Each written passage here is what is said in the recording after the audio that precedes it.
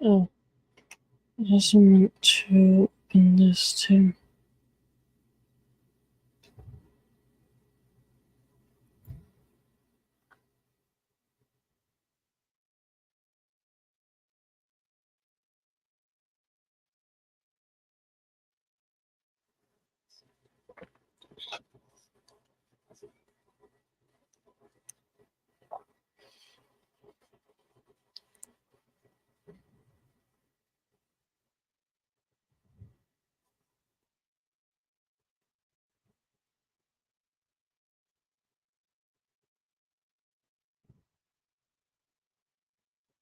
Hmm.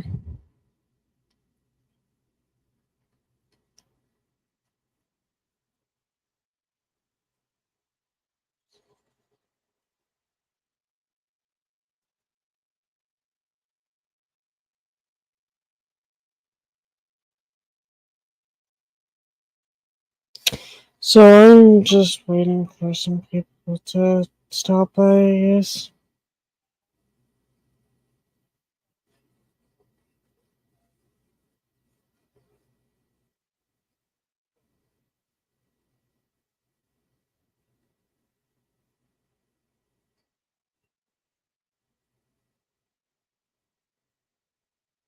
Oops.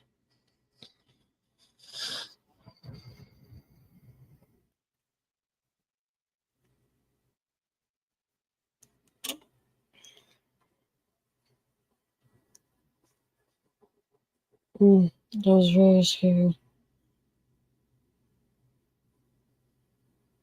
Jesus Christ.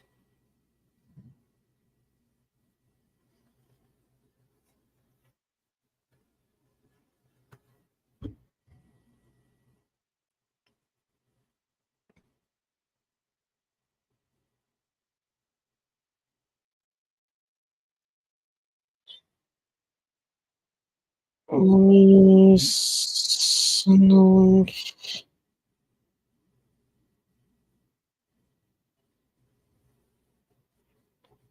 in Discord.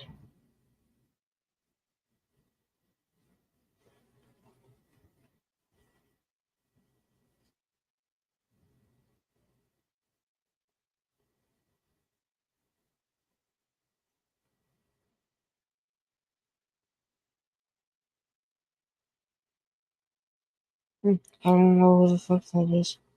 But that's new.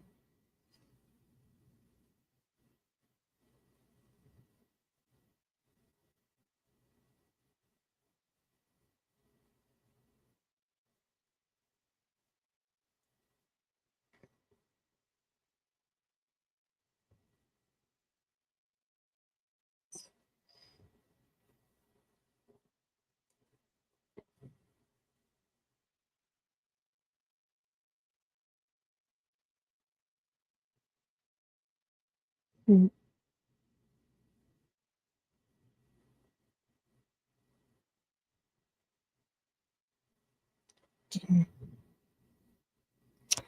Hello. I'm just waiting for other people, basically, because, well, I literally actually just got home too, mind you. I was out with Penelope, and let's just say her laughing her fucking ass off while driving is not a great combination. Dear God.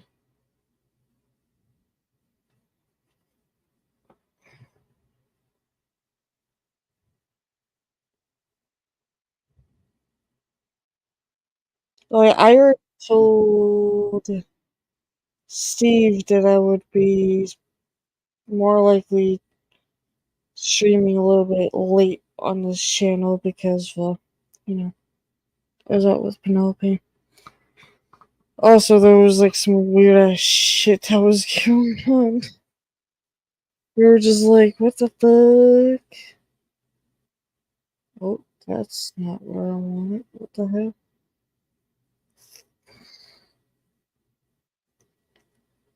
There we go.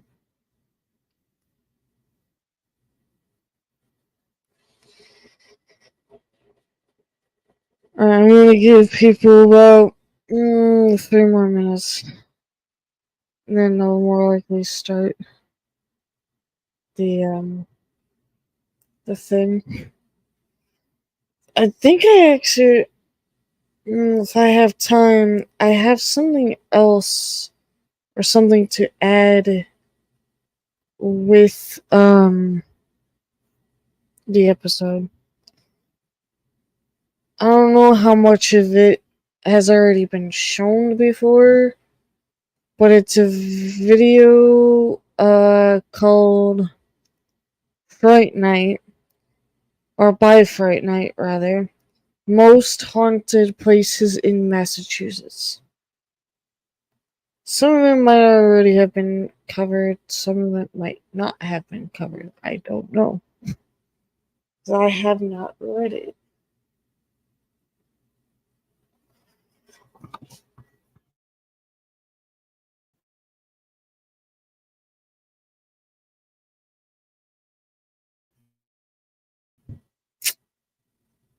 Oh, lovely. StreamYard. The fuck? Of course you're having your stroke again.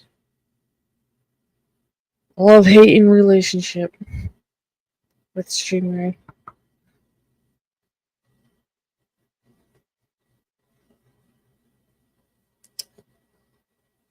Alright, 1 more minute and then I will, once you know who comes in, if he comes on panel, I will probably stop the episode and share the new rules so he can see them. Because he needs to know the rules. I don't know if it will do anything, but I guess we'll find out.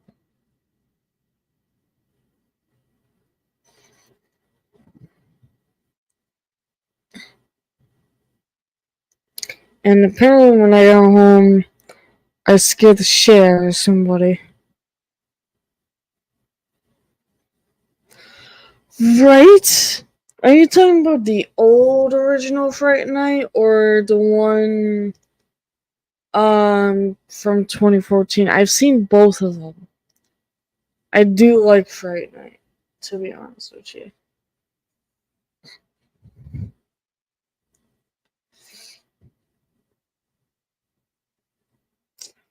Yeah, I actually do agree with you on that one because when I watched the other one, it was kind of weird. Like, you know that it was, like, staged. It was a little funny and a little fucking weird, but, like, you can easily tell that it was fucking staged.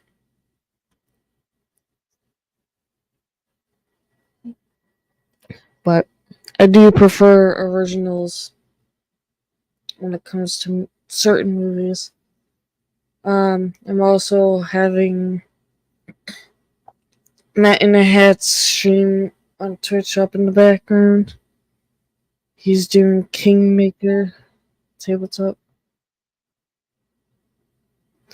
That is true. That is true. Fair enough. I give you credit on that. I do wanna pre-warn you. My brain would probably not be fully here. So it's like, this is gonna be a very interesting stream. Like, I might look like I'm just staring off to space or something. I don't know what's gonna happen, but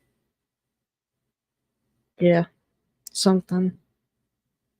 I keep thinking like that there's something on this fucking microphone and I can't see what the fuck it is.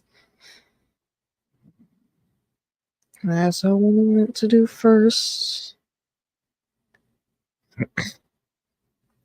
So, Steve has told me that the new episode that he made is pretty fucking awesome, according to him. It has to do with like a family haunting, which, to be honest, The Haunting in Connecticut, or The Real Haunting in Connecticut. I'm actually very excited and curious about this one just because of, like, I've seen the Haunting in Connecticut movie and I wasn't really fully interested in it, but, like, since this is, like, a true story thing or whatever, now I'm really curious if that makes any sense. I don't know what it is, but whatever, right? So let's get into it and see what he's got.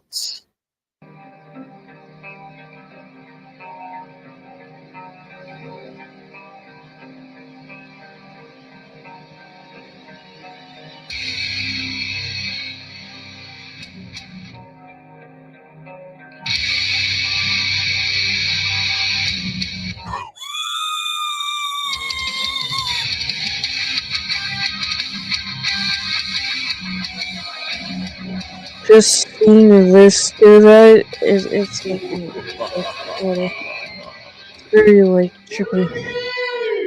Hey, everybody, and welcome back to For the Booze. For the Booze. That's right. We are back. I'm actually very excited for this episode.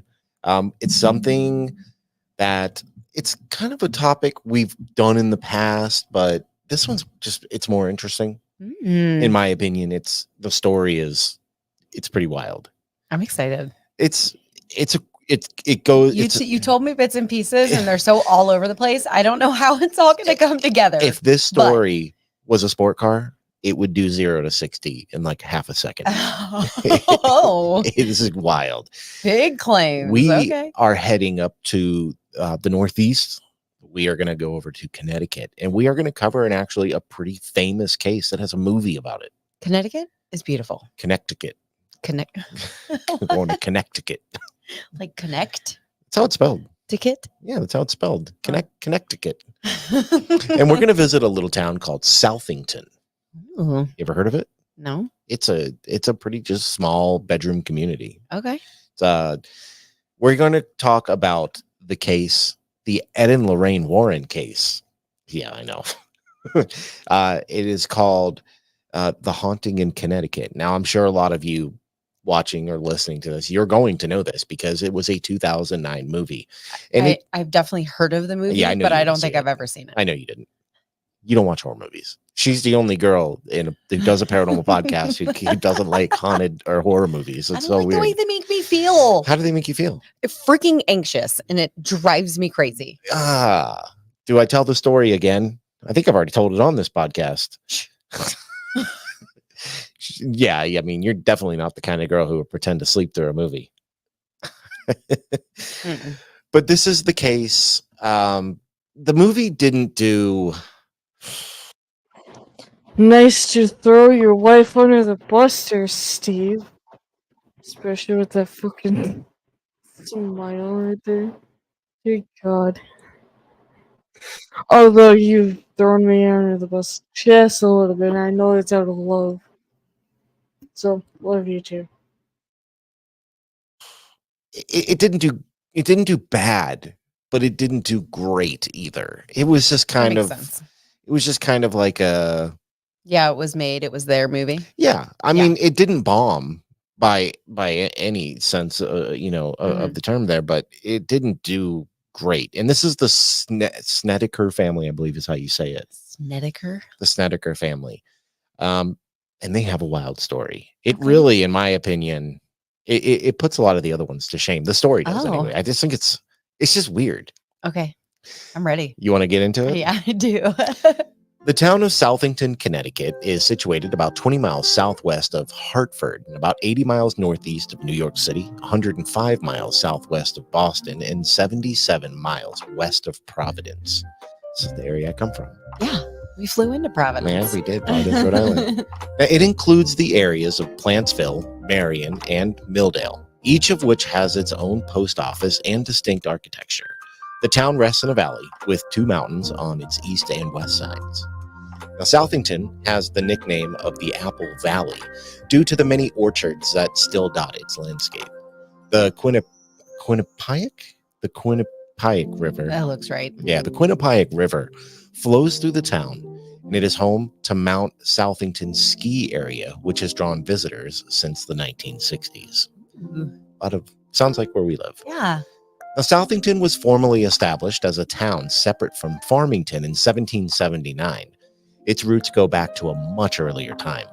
Samuel Woodruff moved from Farmington to the area then known as Panthorn. The settlement grew, prospered, and came to be known as South Farmington, and then later, the shortened version, Southington. Panthorn? Panthorn. Sounds like a southern town, not a northeastern Heading on town. down here to Panthorn. I don't know, Southington. Yeah, that's pretty bad too. Country too. Now, a meeting house, independent of the Farmington Parish, was first constructed here in 1726 and was used until 1757. Its location on the site of the present Oak Hill Cemetery is commemorated by the first meeting house stone and plaque. This town does go back farther. When I was doing my research, I believe the first people settled in this area in 1666. Wow. Yeah. That's quite a while And ago. they lived very neighborly and friendly with the Native Americans in the area. As everyone should. Well, we all know that they didn't eventually. I know. American history, baby. Boo. It's dark. Now, Southington became a thriving community with the construction of dwellings, taverns, and stores. Industry flourished rapidly. In 1767, Atwater's grist mill was established, and by 1790, Southington had a button factory, sawmills, a brass foundry, and potash works. And I have no idea what that means. I was going to ask you, what are I don't know. potash works?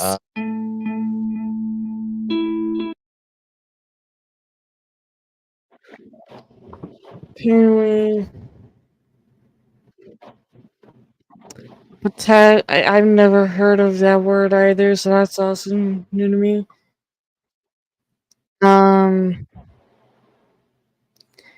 So potash works were subsidiary operations of glass works that produced potash, a raw material used in glass manufacturing.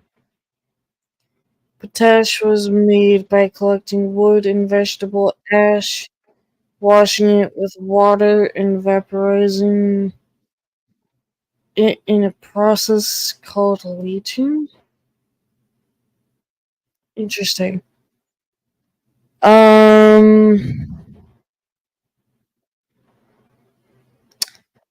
gonna probably take the word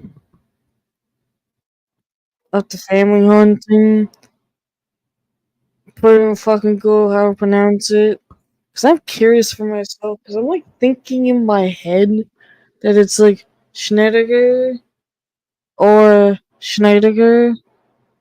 I don't know which way. Fucking.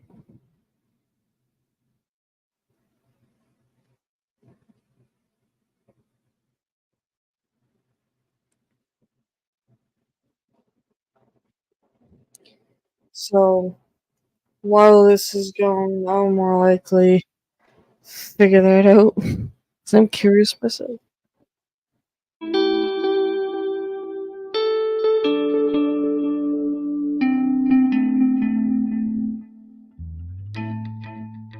They work on potash. Potash? Is that like Yeah, corned beef hash? I don't know. Look But it they up. just shorten it to potash? I doubt it. Not a lot of people like corned beef hash, unfortunately. Only gross people like it. No. Yeah, we do. I love it. That's So really gross. good. I guess you just got to grow up poor to appreciate it. In addition, the first machines to make carriage bolts were developed in Southington. Southington played a part in this country's military heritage. Important town visitors during the Revolutionary War include George Washington, Marquis de Lafayette, and Count Rochambeau. Mm. Saw it. Hold on. I'm sorry. I just found of how it's actually pronounced. So, I was trying to hear it, and then I'm like, fucking couldn't. So give me 1 second. The hit. Oh, That's weird. Why did it do that for? Rude. Schnet. Wait, what? Is that actually how it's? Yeah, it's spelled like that. Snedeker is how it's pronounced. So I was kind of right with the second one. Or I'm pretty sure that's how you pronounce it too, Steve, so I'm not 100% sure. I gotta re-hear how you pronounced it. Schnittiger. Or Snittiger. Whichever fucking one it was. Washington and Lafayette and Rochambeau. We know all of those names. Yeah, they came through here. Southington originally was a small rural farming community. In the early 1900s, Southington developed as a manufacturing center, but still maintained a very small population of a few thousand residents. Some of the products invented there include the first cement that was able to harden underwater, the first carriage bolt cutting machine, the breakneck rat trap, and a new tinware process. What? So the rat trap is like what we think. Like, they got the little Like snap the- arm. Whoosh. Yeah, and underwater Cement? cement.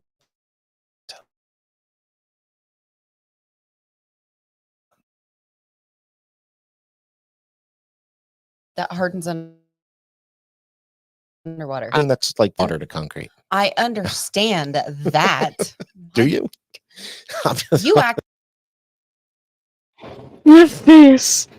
She's like, boy, you say that one more time, you're gonna be in the timeout tonight kind of a look. I'm dead. I cannot. This is already funny. I love her fucking reactions. She's like, boy, hush, kind of like, excuse me, how dare you? like I am not a DIYer. You're blonde. It was at this moment that he knew. He fucked up. fucked up. You're pretty. You're really pretty. You're beautiful. Don't touch Oh, me. she. You're Oh, beautiful. she's like, And so not touch smart. me. I'll murder you in your sleep. Oh, I would have to imagine that there is underwater cement because there is like, I mean, they figured out underwater welding. Yeah, like underwater piping and things like that. But I just figured it was like built outside the water and then taken into the water. I don't know, but I don't know. that's exactly what I was saying. Like, I don't know if they just meant like the kind you just dump a bunch Right. of water into, and because Right. like it's best to mix your cement, obviously. But I have known a lot of people who will just throw water into the dry cement, and it does work. So I don't know. Interesting. So if anybody has an answer to this, please let us know, because obviously we don't know. Let us know in the comments. Man, I should have did better research. With the over, Potash. I don't know. what potash is. Definitely potash. With the overall decline of industry in New England and the construction of Interstate 84 in the mid 1960s, Southington developed into a bedroom community in which the town saw explosive growth in population that has surged to over 42,000 people today. 28% of workers in Southington are still employed in manufacturing, and most of them in the production of fabricated metals and aircraft.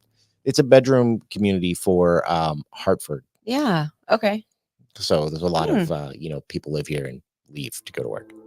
In May 1942, during World War II, the town was selected by the War Department to be highlighted in a defense booklet called Southington, Connecticut, Microcosm of America. Now, photographers roam the community taking photos of residents at work and play and in their homes and churches. Now, the final publication was intended to show friends and foes alike in Europe the typical American citizens and families, their traditions, and their values. Thousands of copies were dropped from military airplanes over Europe during the Nazi German occupation. This was to hopefully show them that they were killing Like normal people. ordinary people, Okay. right? Because Hitler was very good at propaganda. And during the World War II, they kind of made us out to be like basically every character you've seen of an American, like Okay. smoke, drink, kill. Right. So they were trying to show them that we were just like they were. Right. That's crazy because I knew during World War II that planes flew over and dropped papers and They pamphlets, also dropped but a I lot of bombs. didn't realize that this was that. Yeah, and Wow. a lot of the photos taken for that was taken in this town. That's crazy. Also, in 1942, the mural Romance of Southington was painted in the town's post office by Anne Hunt Spence. Murals were produced from 1934 to 1943 in the United States through the section of painting and sculpture, later called the section of fine arts, of the Treasury Department. The WPA was the largest and most ambitious American New Deal agency, employing individuals to carry out public works projects. Super cool. Yeah. I love that. Awesome. Is it still, did I say whether or not it was, I wonder if it's still there.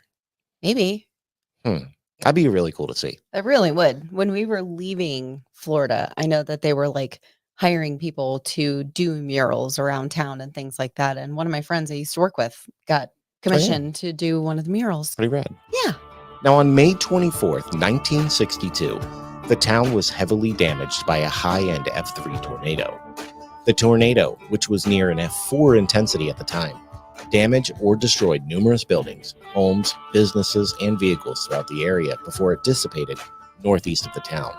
Overall, the storm left 1 dead and 50 injured. Heartbreaking devastation lies in the wake of the tornado that struck Waterbury, Connecticut. It cut a path 3 miles long, 200 yards wide. Though lasting no more than a minute, it destroyed several factories and 300 houses. Damage topped $1 million. National Guards were brought in to prevent looting. At such times, it's not easy to look for a bright side. Yet remembering the high death toll of similar tornadoes. Wow.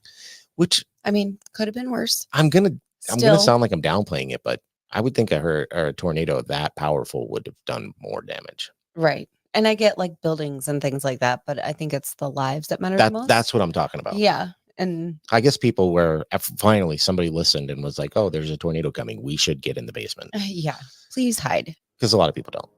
Now, in 1952, just 36 miles away, the NESPR, or the New England Society for Psychical Research Occult Museum, was opened by famed paranormal investigators Ed and Lorraine Warren in Monroe, Connecticut. The Warrens would go on to have a colorful career in the field. In 1981, the Warrens were involved in a murder case in which the defendant argued he committed the crime while possessed by the devil. Now, the judge was not convinced, and Arnie Johnson was found guilty of murder. The Devil Made Me Do It case, also known as the trial of Arnie Cheyenne Johnson, and it would garner significant notoriety. Freaking Arnie. Arnie. I mean, it's a good movie. Yeah, The it movie, is a good movie. The movie is probably, in my opinion, was the best Conjuring movie. Agreed. I watched it. I actually watched it. Yeah, you did. I did. It was really good. But I do agree. The movie was cool, but I just don't think he was possessed. I don't either. I think I think he just killed him and was like, whoops. oh crap. I was possessed, yeah. Whoops. Now, the case went on to attract worldwide media attention due to its unusual demon possession defense, leading to it being depicted in numerous books, documentaries, and most notably, of course, The Conjuring, The Devil Made Me Do It. Now, Arnie Johnson was sentenced to serve 10 to 20 years after his conviction of first-degree manslaughter, and he would be released after just 5 years. Now, today's story takes place in 1986 Southington, just 5 years after the conviction, the same year Arnie Johnson was released. And I don't know if anybody's ever drew this line before, but when I was looking this up, I just started, I was like, I was like Charlie Day, like stringing stuff together. Does there happen to be more murder? No, but there happens to be this weird connection where everything that we just talked about happens within a 40-mile radius of itself. Oh. So all these things, they're all in this little group. And I don't know if that means anything. It's just something that I noticed. Yeah. And I thought that was super strange. Hmm. Right? Because the Warrens were known for, they went to England, they traveled the country. Everywhere. Yeah. So the fact that all of these, not all of them, obviously there were other cases that, had movies and books and stuff, but these were pretty major ones. Mm-hmm. And they're just like, they're neighbors. And the occult museum seems to be like right in the middle. Wow. Hmm. I'll give up more at the end, obviously, of what I think that means, in my opinion. Okay. The people are going to judge me. You should have told me my strings weren't even. My strings are always even on my uneven on my hoodies. Yeah, but you're pretty and I'm not. I have to do extra work. Please. Now, paranormal lovers can all agree there are certain haunted house cases that are classic and legendary in their activity. Amityville, out on Long Island, is top of the mark when it comes to infamous haunted house cases. Whether you believe it or not, the story is well known and debated to this day. Mm-hmm. The Smurl haunting in West Pittston, Pennsylvania, which we covered, We did. showed the world that when a family is haunted, nobody is off limits, not even the family pet. So sad. And the Entity House in Culver City out of West Los Angeles was so active that the photographs documenting the activity still cannot be replicated today. However, I did find a compelling article about the matter on skepticalinquirer.org where they did a pretty good job recreating the photos. I didn't know that was a thing. Skeptical Inquirer? Yeah, it's I'm sure there's going to be people who listen to this that are just really all into the paranormal and Right. are going to be like, oh, not that, kind of like how the people don't like when you talk about debunkers. Yeah.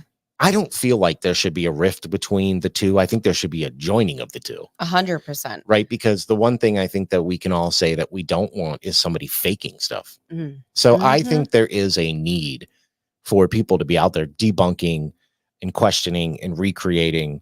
It doesn't take away from the paranormal. It just holds people accountable. It doesn't, absolutely. And in another sense, too, like the evidence that you find or what have you, you want that You want it to be legitimate. to be legit. Yeah. Exactly. Exactly. Yeah, you want So it to be legit. for people to not question it, I think says more than the people that do question Yeah, it. because I mean, it's fine to be a full in believer, but that doesn't mean you need to be a gullible believer either. Absolutely. And I think that's kind of where we stand on this podcast. Is that's why we read the story. We do the best research we can do, and then at the end we always ask, do we think it's real? Because Mm-hmm. we don't want to be gullible about it. I want to believe, but I want to believe in what's real, not what's faked and then told to me is real. Absolutely. So stop hating on each other and come together as a community. Mm. I think Preach it, it's- baby. I think Preach it's what it. we need. Preach. I do agree with a lot of things.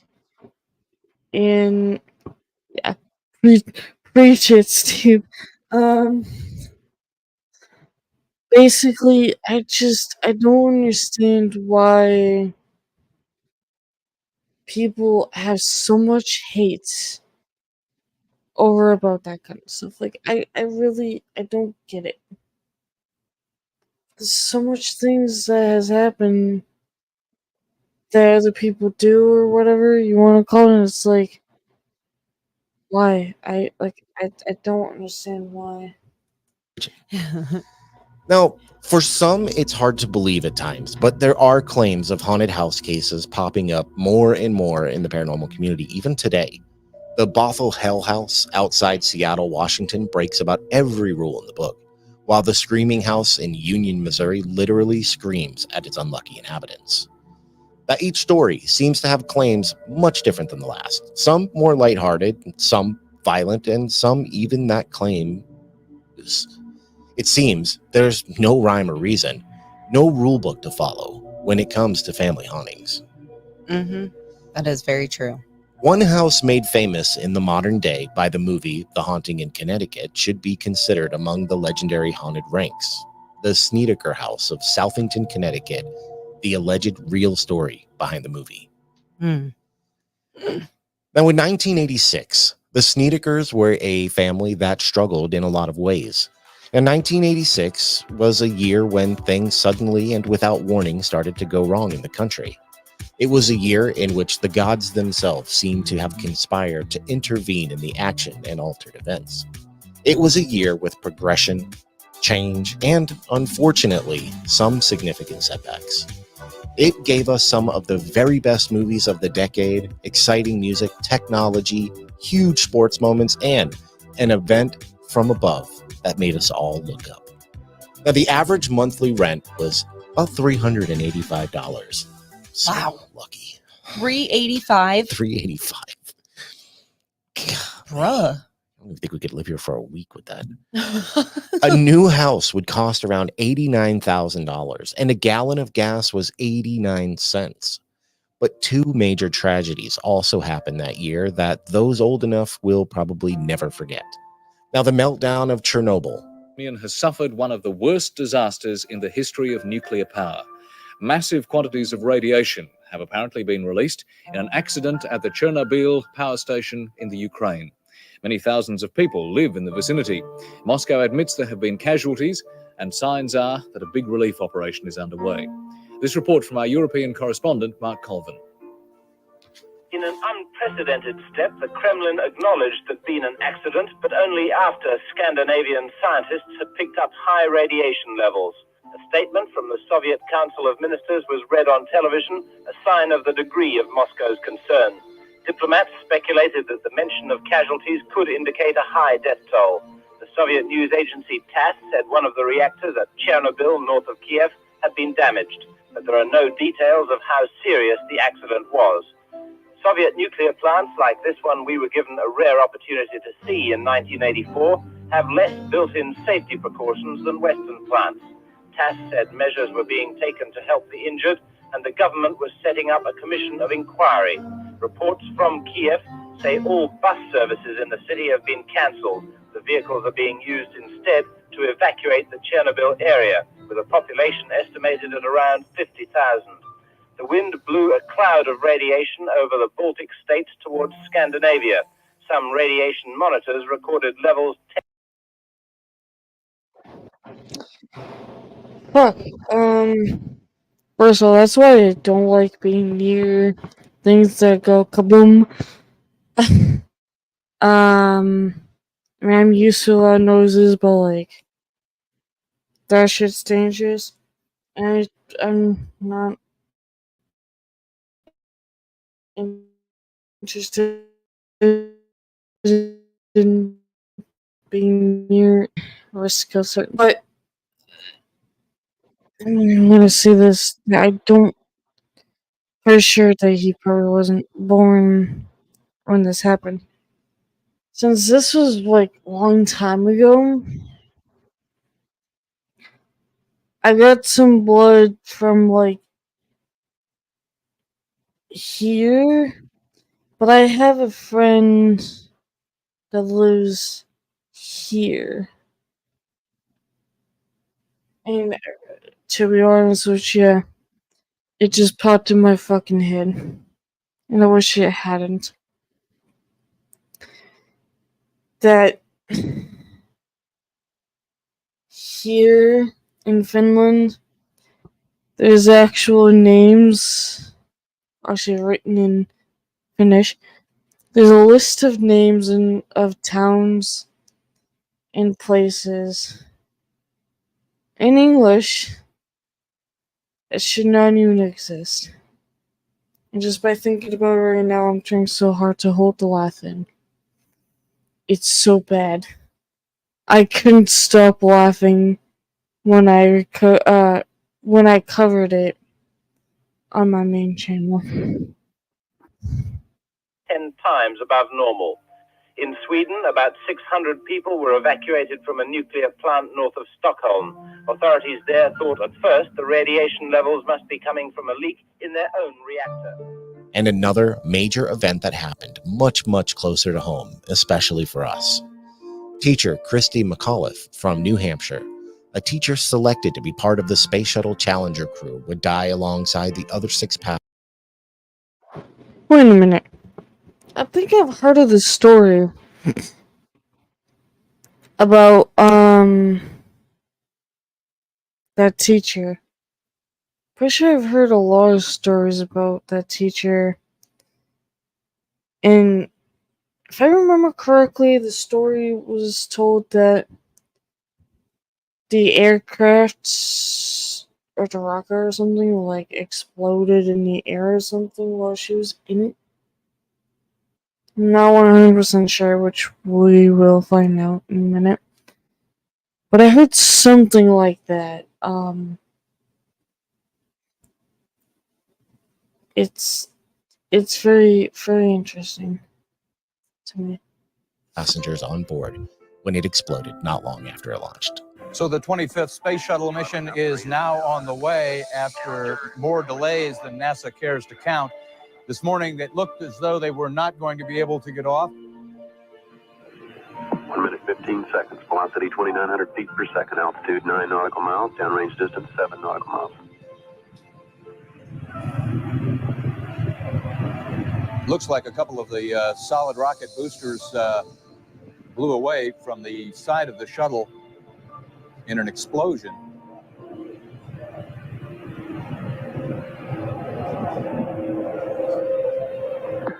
Flight controllers here looking very carefully at the situation. Obviously a major malfunction. I still remember I was 5, and I remember when this happened, and I remember being very little, and I couldn't really comprehend what I had just seen. And I lived when people hear this, like, I didn't just see it, like, I lived in the town it took off from. Yeah. I lived in we lived in Cape Canaveral, and I watched it launch, so I saw it blow up. And I couldn't really rationalize it. So I remember just asking my mom, I said, what happened? I didn't understand. I don't think I really understood until I went to school and somebody explained it to me. Mm-hmm. So it is one of them. It's like a 9/11. It's just one of them things that stays with you forever, and you will always remember it. It's crazy. Absolutely. I do not remember it. It happened the year I was born. But So yeah, it happened right before you were born. yeah. And my parents, my whole family is from that area. Mhm. And I didn't come back to Florida till I was 9, but I knew exactly what happened. I had heard all about it. It's so weird, like, I don't know how much of this I'll leave in, but that we met, considering that we met in a different town than the town that we're both talking about. Mm-hmm. And we both moved away at various times and came back. And then we ended up together in a different town just to move back to that town and then move away. Yeah. It's very weird. I know. It's super strange. It was fate, I don't believe in fate. but it was fate.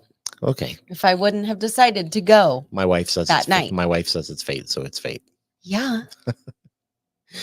Yeah, it's marriage. Now, overall, it was actually a good year in America. Growth was up, inflation was down, interest rates declined significantly, unemployment rates were down by 0.3 percentage points, but overall unemployment was actually still pretty high by post-war standards. So those who found work did well, while neighbors who couldn't struggled exponentially. Now, Alan Snedeker was a former stonemason who many in his life suspected of having struggles with alcoholism. His wife and mother of their 3 children, Carmen, was a waitress in between jobs, and finances for the Snedekers was an ongoing issue. The family's ongoing financial issues were further complicated for them when their oldest son, Philip, was diagnosed with Hodgkin's lymphoma, which is a rare and sometimes deadly cancer that attacks the body's immune system with intensity. Oh, poor baby. That's what my brother went through. Oh my God. The Snedekers looked to get Philip into a cancer treatment hospital as soon as possible, and they Wait, what? What? Explain? Confused? What do you mean that's what he went through? I'm so confused as fuck right now. Is it the same one that I'm thinking of? Because I'm so confused. The fuck? found one located outside Southington. Packing up what belongings they had, they moved to Southington in search of a new home to live in while Philip was going through a series of cancer treatments. Now, in need of a big house, big enough for the family, as they had 4 children, Philip, Bradley, Alan Jr., and their daughter Jennifer, plus 2 nieces that eventually moved in with them. The family found a duplex-style, multi-story home to rent in a relatively safe neighborhood. From the outside, it was 2 floors on a quiet street with plenty of room for everyone, at least near the hospital. And the way I would explain this is, do you remember when I took you back to where I'm from? Yes. And I had to explain to you that all these houses weren't just houses, they were apartments. So weird. Well, this is how this was, but it's set up a little different than the ones that even I'm used to. This was the first floor and the basement were one, and then the second floor, and I think there might have been like a loft or something, was the other floor, was the other apartment. So it was 2 apartments slammed into one, and they took both of them. No, they lived on the bottom floor in the basement. Okay, gotcha. So Okay. they as far as I know, they shared this building. Got it. I know about honestly, minus the basement. This is how my apartment was when I lived in Taunton. Hmm. I don't know. felt like that needed to be pointed out because this house is, if it was a single family home, man, this would be a cool house. It's a big house. It's huge. Yeah. It's like a 5-bedroom, I think 5-bedroom, 3-bath or Whew. something like that. Now, the price range being affordable, the Snedekers jumped at renting at the home. Little did they know what they thought was the perfect Connecticut home was also formerly the Hallahan Funeral Home. Uh-oh.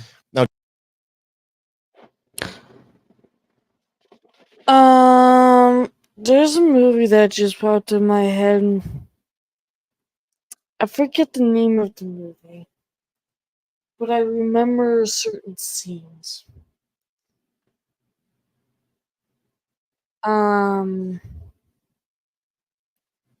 It's a horror movie too, actually, mind you. Except there wasn't a lot of people in the family, if I remember correctly. The oldest son was extremely sick with something. So the mother and the kids or whatever moved into a new home closer to the hospital, whatnot. If I remember correctly, in the movie, I think the kid also had cancer or something like that. I don't recall. Like I said, I don't recall the name of the movie. But there was a basement. I think the kid lived in the basement. And there was he had his big room. And then there was a whole nother room in the back that was constantly locked. And for some reason, he was extremely curious on what that room was, to oppose finding out that it was a part of a funeral home. And, obviously a lot of people died in there, and I think it had some flashbacks or something. That he got mad. I think he got mad with his family or with his mother because they didn't tell him that it was part of a funeral. But also, I think there was another child. I know that there was a little girl, but I think there was another, a little brother or something. And the father was there half of the time too, but he was always going to work or so busy with work that something happened. Don't recall the entire scene, but those are some of the scenes that I do recall. I don't know why I can't think of the fucking movie. But it's also in the funeral home, in the basement, in that little room, that the kid would also see things and hear voices. So it's those of you that are, watching this later on, whatever, let me know in the comments down below if you know the movie that I'm talking about. It's a crazy, crazy movie. Daryl Kern, the former owner of the Southington home, confirmed that prior to purchasing the property in the 1980s, it had served as the Hallahan Funeral Home for multiple decades. There is a debate about this, that I guess people claim that Mrs. Snedeker, who's now Mrs. Reed, knew prior to moving in that about the funeral home, that it was a funeral home. But in any interview that she's ever given, she very adamantly suggests that she did not know. Interesting. And I was not able to find any instance of where she ever admitted that she ever knew it was a funeral home. But this is a debated thing. Right. Because there are people who believe that she did know. And Weird. And the only reason I'm saying this is because coming up, there's a lot more to do with this. So yeah, it's just something I need to bring up. I left little things like that out so we could talk about them. And that's one of them. It's pretty crazy. That's weird. It is weird. Like you either do or you don't, you know? I mean, but it Or makes did or you didn't. but it would make sense that the real estate people wouldn't tell them, because who would you want to live there? Right. Be But like, they might "Oh, have. and this beautiful place was a funeral home. They And might you're have like, they might have still lived there though, because they were in a tough They spot. were in a spot. Yeah, absolutely. Yeah. The day the family moved in was exciting, and everyone was hopeful for this new beginning. The Sneedekers and their children each took off to choose their new bedrooms. Philip, of all the rooms in the house, decided to choose the basement. Upon moving his furnishings downstairs into the basement, the family quickly discovered a hidden collection of antiquated mortuary. Can I just say, I just practically described the entire fucking thing. Almost inside. How the fuck did I know huh? What? I didn't watch this or listen to this. So this is like, obviously this episode is brand new to me. But it's like, how did I know that this was about to, like, get brought up? Or that they were ever gonna say that? It's so weird to me. Equipment.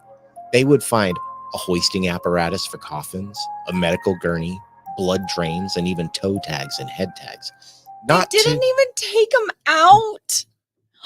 Not to Stop. mention, they found photographs. Oh, God. And if I can find them, I'm going to put them in this video. There is one that I've heard of. I don't know if I can get away with putting on YouTube, because it is a dead body. Mhm. And for some reason, I wasn't alive during the time, but the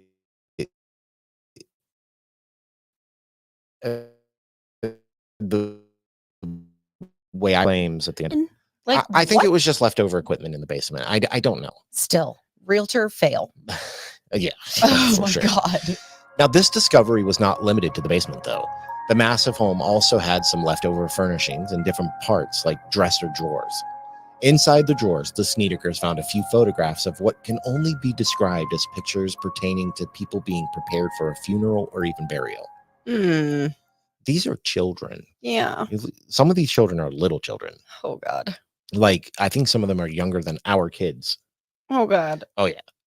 Maybe that's why we were tougher back then. Because mean- our parents were like, here, you want to see some dead bodies? I mean, we were, for sure. Yeah, I mean, because it's But- definitely not like that now. I mean, I'd still not want my children to see those things. Yet. Moving on. Toughen them up a little bit. I don't know. Another room was a former coffin room that still held plenty of coffin pieces in there left over from its funeral home days.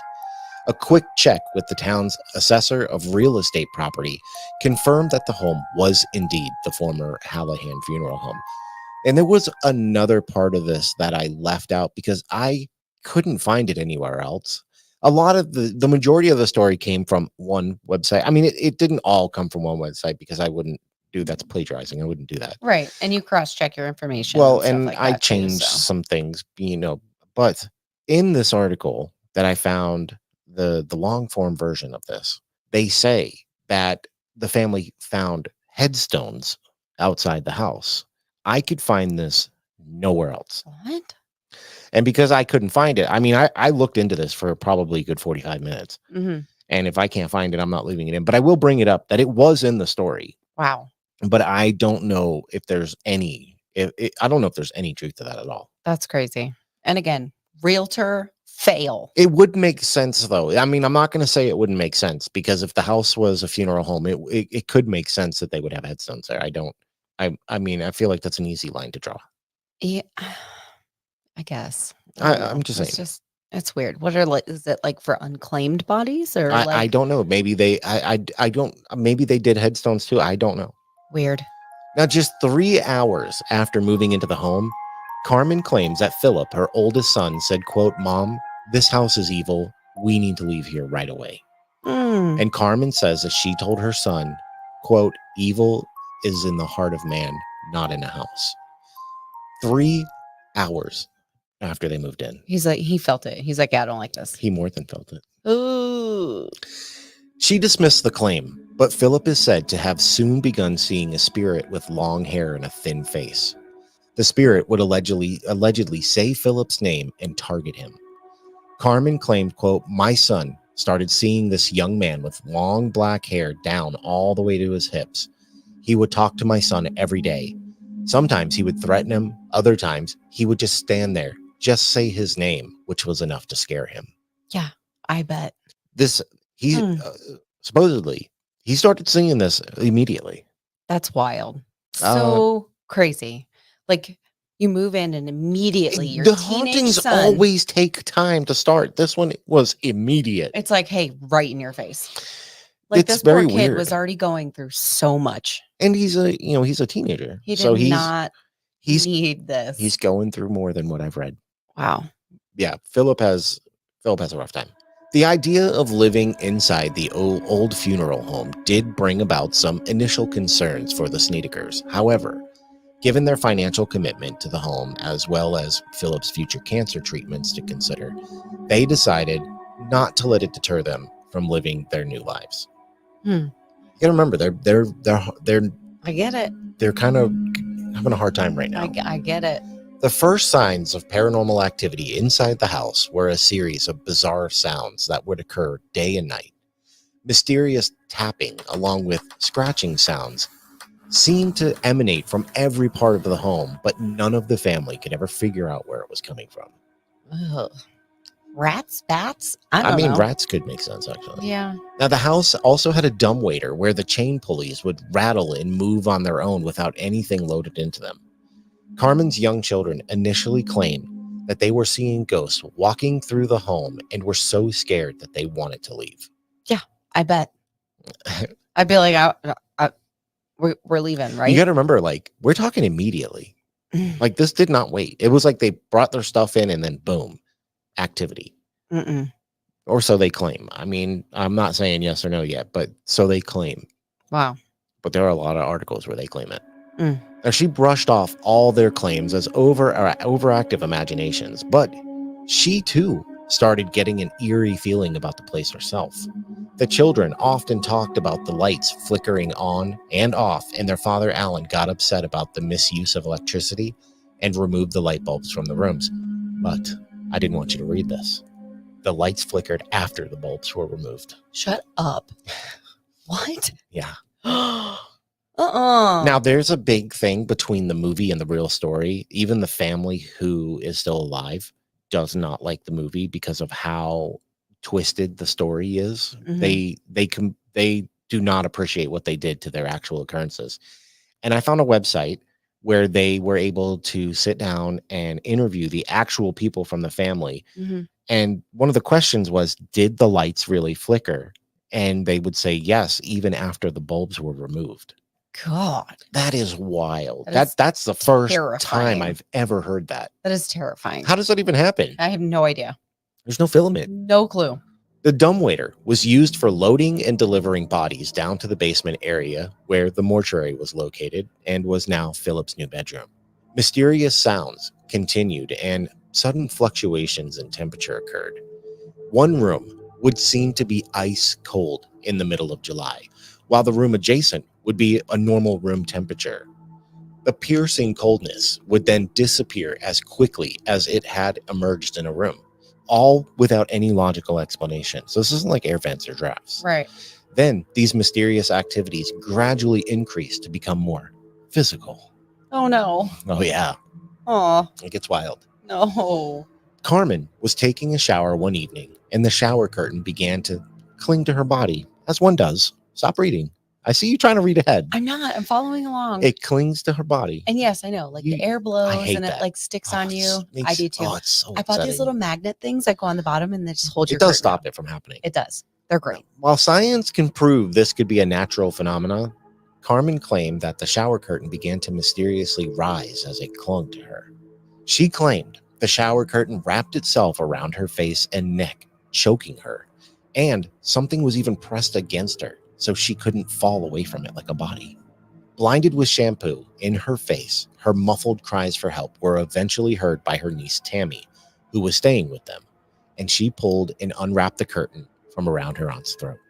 Oh my God. Think about that the next time the shower curtain touches your leg. No, I don't want to.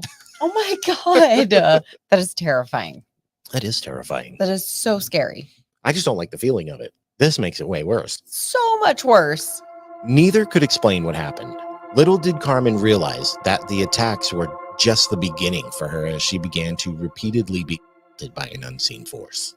The assaults would happen at random times when she was completely alone. Carmen would later reveal that the entity abusing her would become very forceful and slap her in the face. Carmen's niece Tammy also claims to have been assaulted. Tammy had later described a quilt from her bed levitating off her all the way up to the ceiling.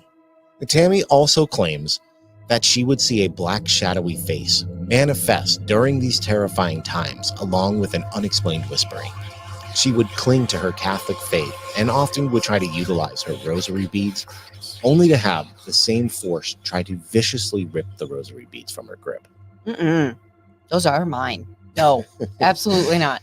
Don't touch them. Ugh. Now, apparitions inside the home started making themselves known in a physical sense, appearing as a taller woman with long black hair, pale skin, and piercing black eyes. Another was in the form of a man with whitish colored hair and often seen in a pinstripe tuxedo. They are dressed. Weird, but okay. Now, Philip kept up with his radiation treatment at the University of Connecticut Hospital, where he frequented, and was noted as having a bizarre change in personality habits and would lash out uncharacteristically at staff. Wow. Now, the terror inside the home mounted more and more when Carmen claimed that while mopping the floor, the water turned into blood and gave off a rancid smell reminiscent of rotting flesh. Quote, "The mop water was blood red. I mean a deep, deep red. It made my skin crawl. I started getting nervous that I was ruining the floor." And that's what she said. She actually said that in a 2002 documentary. I can't. Poor Megan. I feel so bad. I really do. God love her, the fact that, she's doing this podcast with Steve, and it's like, I know that she doesn't watch, like, horror movies, and I get it, but to me, right, horror movies, to me, I think, because I can't tell you how many of them I've seen in my entire life, I lost fucking track, that I don't get, like, you can think of every fucking movie possible, even newer ones. You would think that I've ever gotten scared. Not entirely, like, it doesn't faze me. There's a lot of ones that I didn't really quite like, but,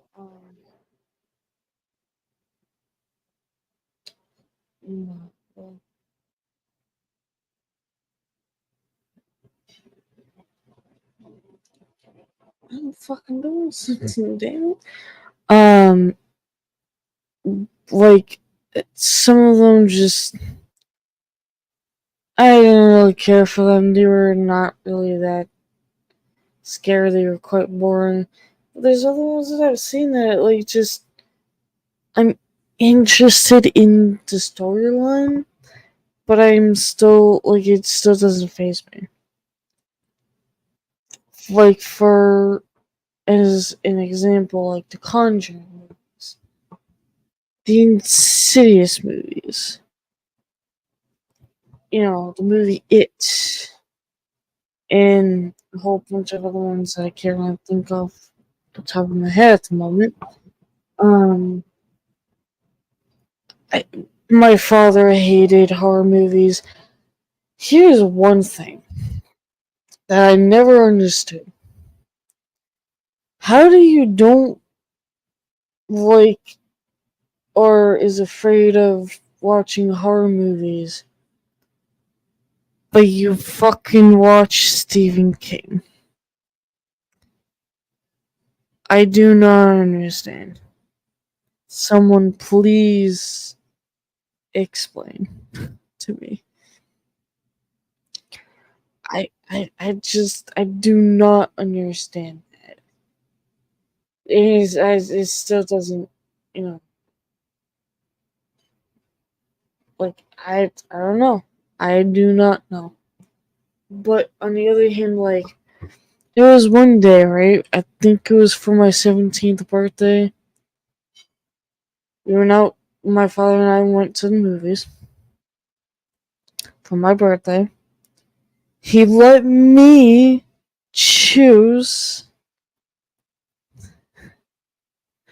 a horror movie. I think I chose The Conjuring 2 or something like that. And he sat next to me, covering his face.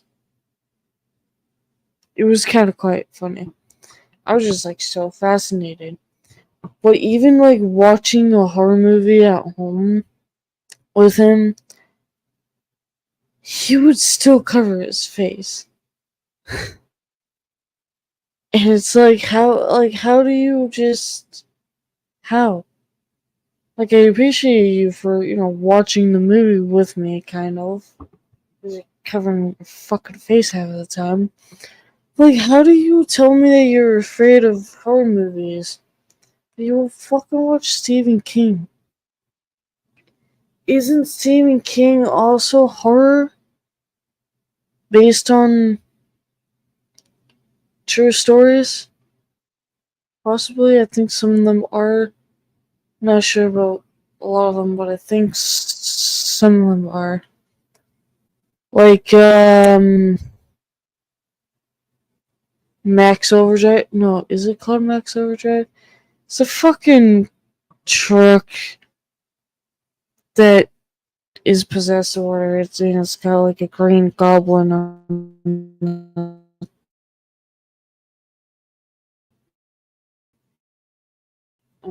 I'm trying to think the fuck they have on their own. I think it's called Maximum Overdrive, but I'm not 100% sure. The Shining, It,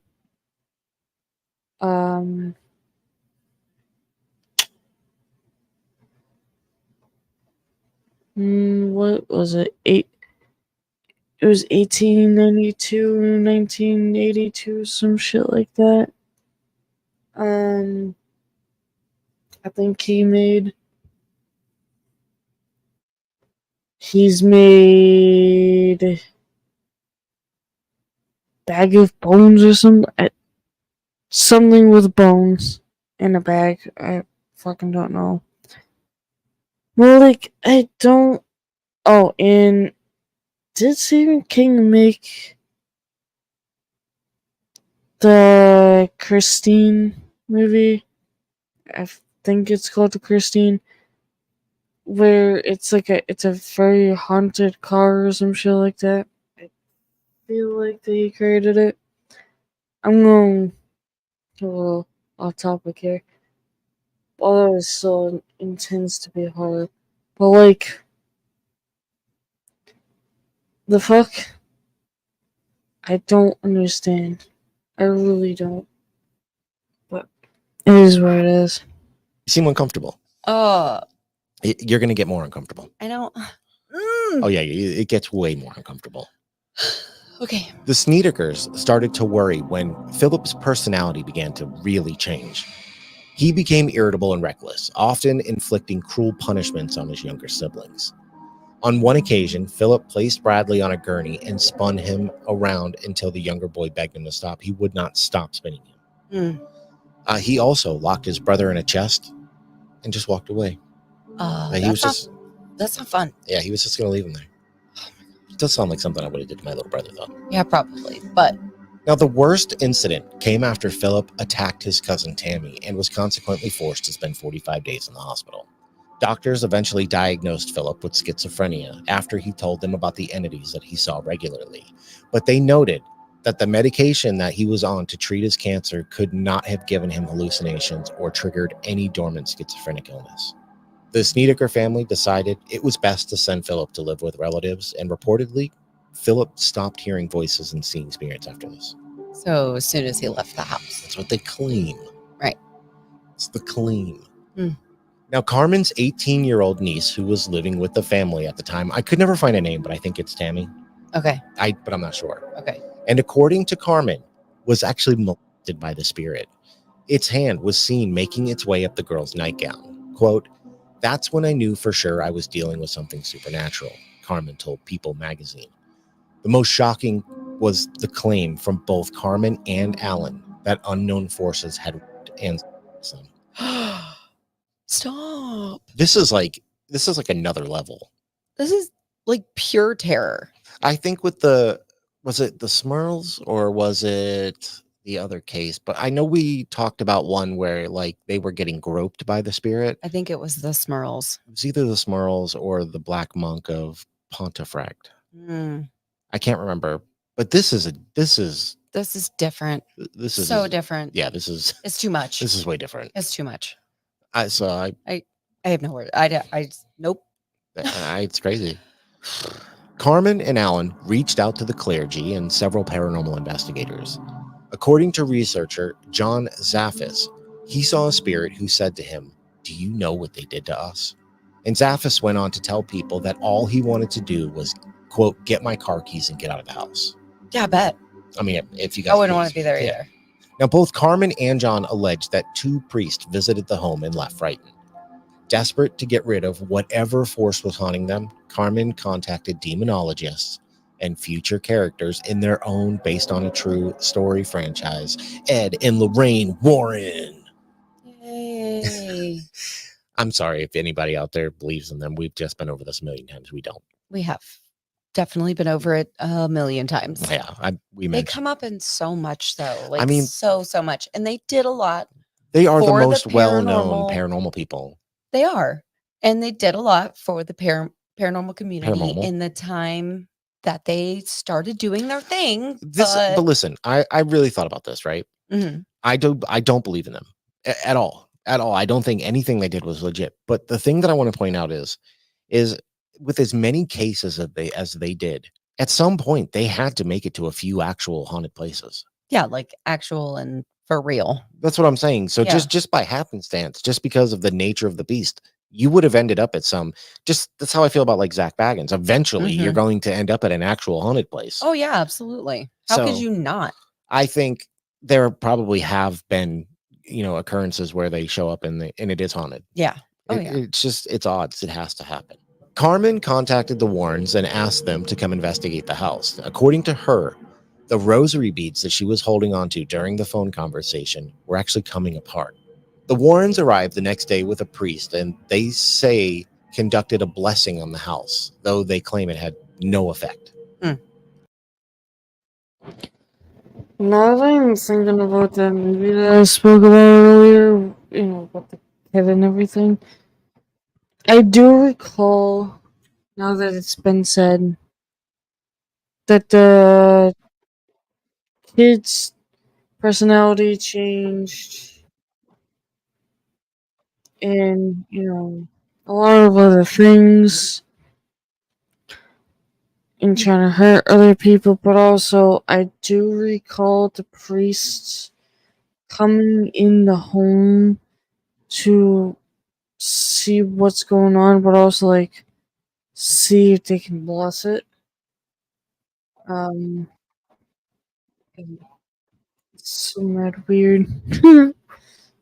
The Warrens researched the home and allegedly found that when the house was used as a funeral home, one of the employees was convicted of Leah and performing satanic rituals, which Oh my God. which would make sense with the one man saying, "Do you hearing the voice say, do you know what he did to us?" I mean, yeah, but oh god. Okay, I do want to point out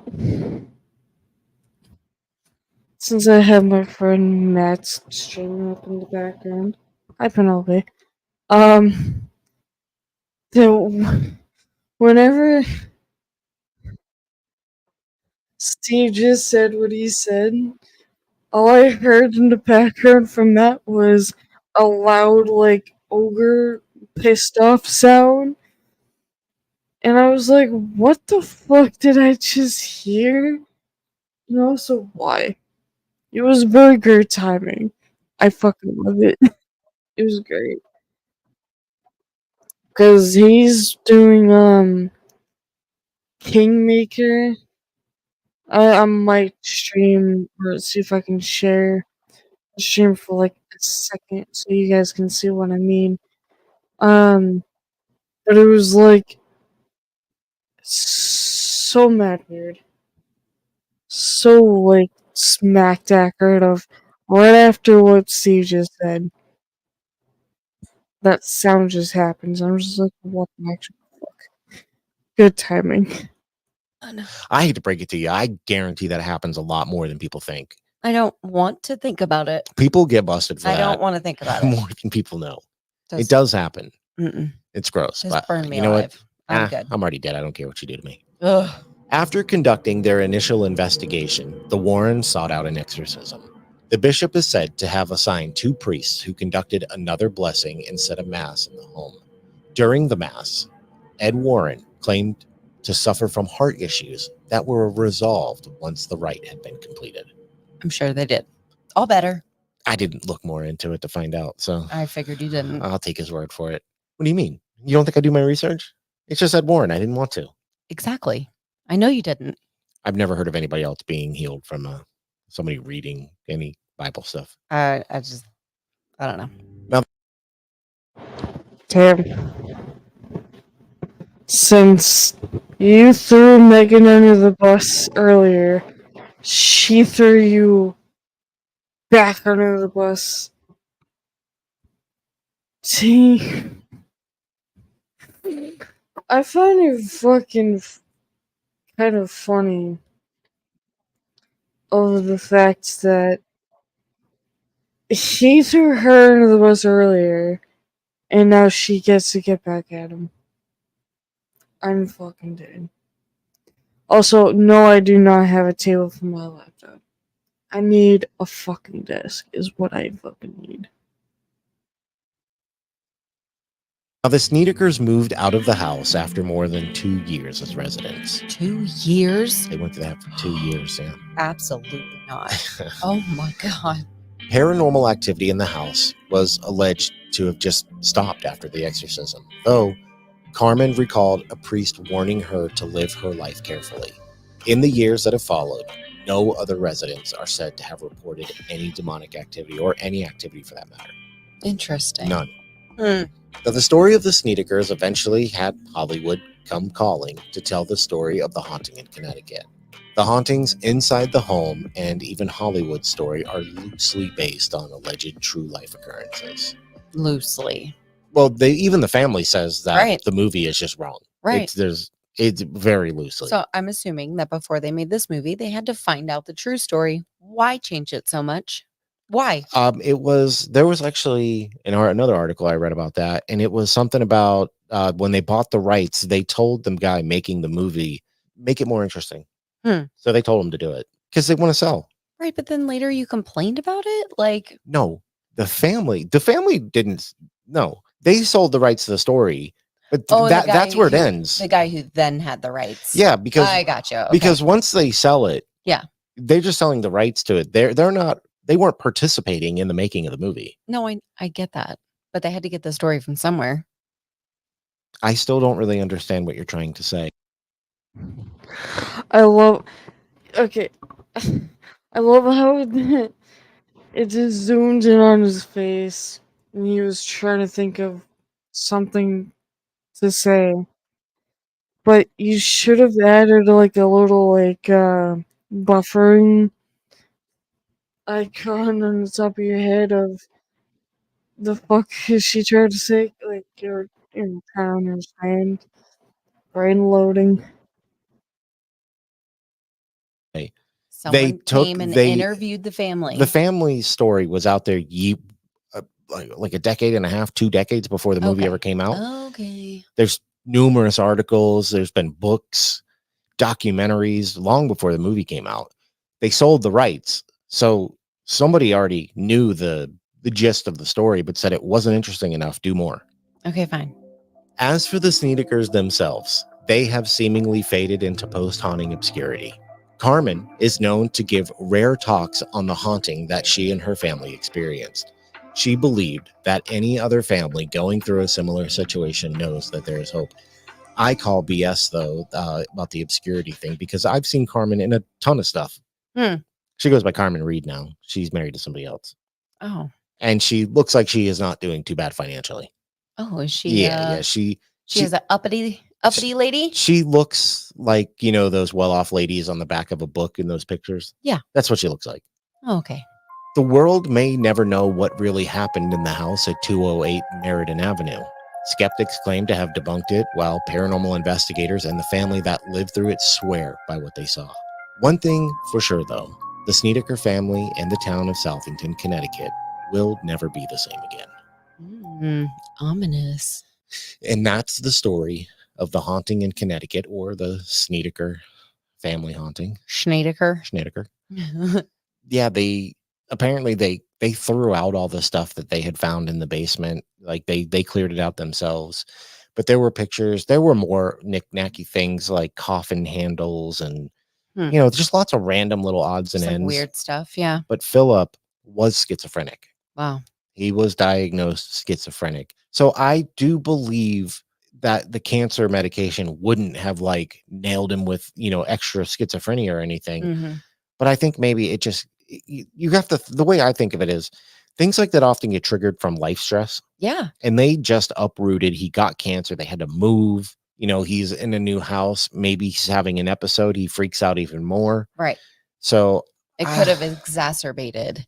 Absolutely. Things. Yeah. Or it could have brought it on altogether. Right.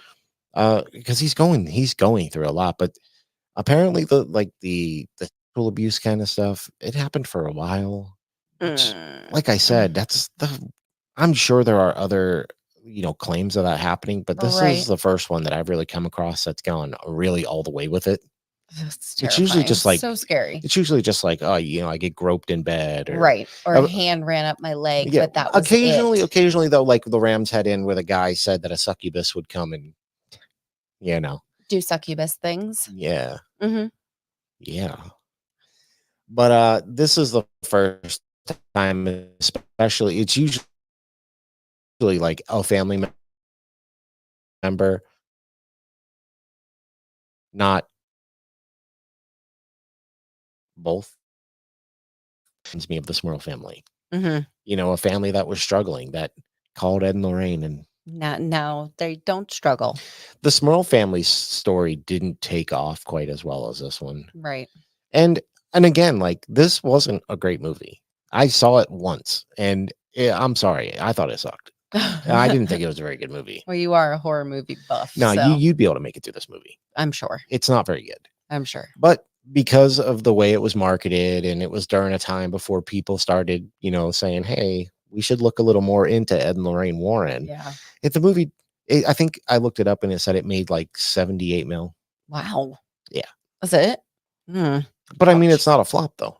It isn't. It's not a flop. But it's not great. It's just a mediocre number. It's like a meh. And movie. there are a plethora of people out there who will say that the story has already been debunked, but then there are people who say that it was not. You know what it is? It's just like the Amityville. It's just like the Smurl family. It's just like the Enfield haunting. You know what else it is? What? Confusing. You know what else it is? What? It's very much just another Ed and Lorraine story. I know. But at the end of every show, just like the Amityville and just like the Smurl family, I have to ask you a question, Megan. And it is it real? When it comes to the Snedeker family haunting, that's what I'm going to refer to it as, even though I may title this episode A Haunting in Connecticut. Do you think that it's real? Do you think something really happened? I think that they may have had weird things happen, but no. I don't believe that it was to this extent. I don't. Could things have been happening? It was a funeral home after all. Things were left behind. Could they have maybe seen a shadow person or heard scratching on the wall? Sure. But was it as wildly crazy as they are making it out to be? No, I don't think so.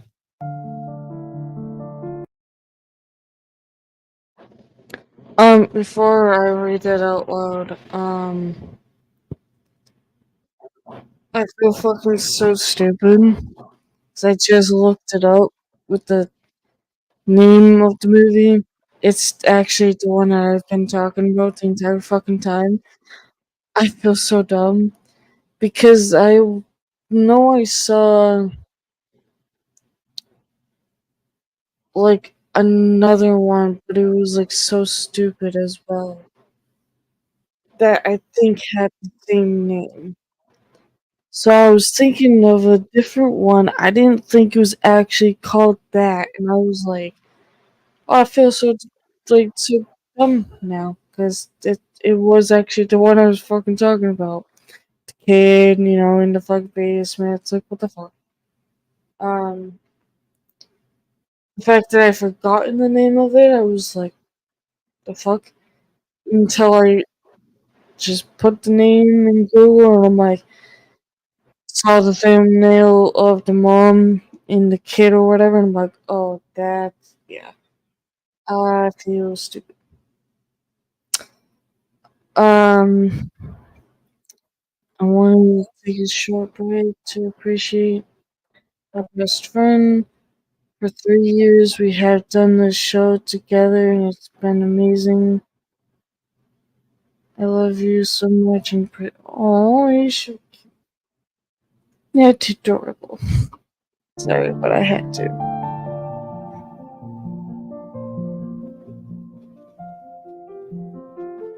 So I don't know how I'd Aw, rate that one. That was but so you already said that, sweet.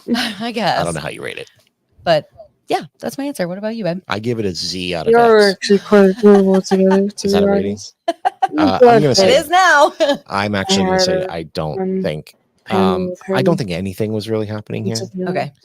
I'm not going to speak to Except I maybe only some had of the things that I seen could speculate on because I don't know if they're a true or floating not. head. But I do think time. the majority, if not all, of Philip's issues were psychological. He dealt with a lot of stuff, and understandably, I'm not talking bad about him in any way. He was a young guy who already had some stuff going on, and it exasperated other stuff that may have laid dormant. I think, and I'm sorry if anybody out there who listens to us, we've always said this is just our opinion, but I think it was a good financial grab for parents that were really struggling in life, and I don't blame them. I really don't. It's hard to have kids and trying to live and scraping by.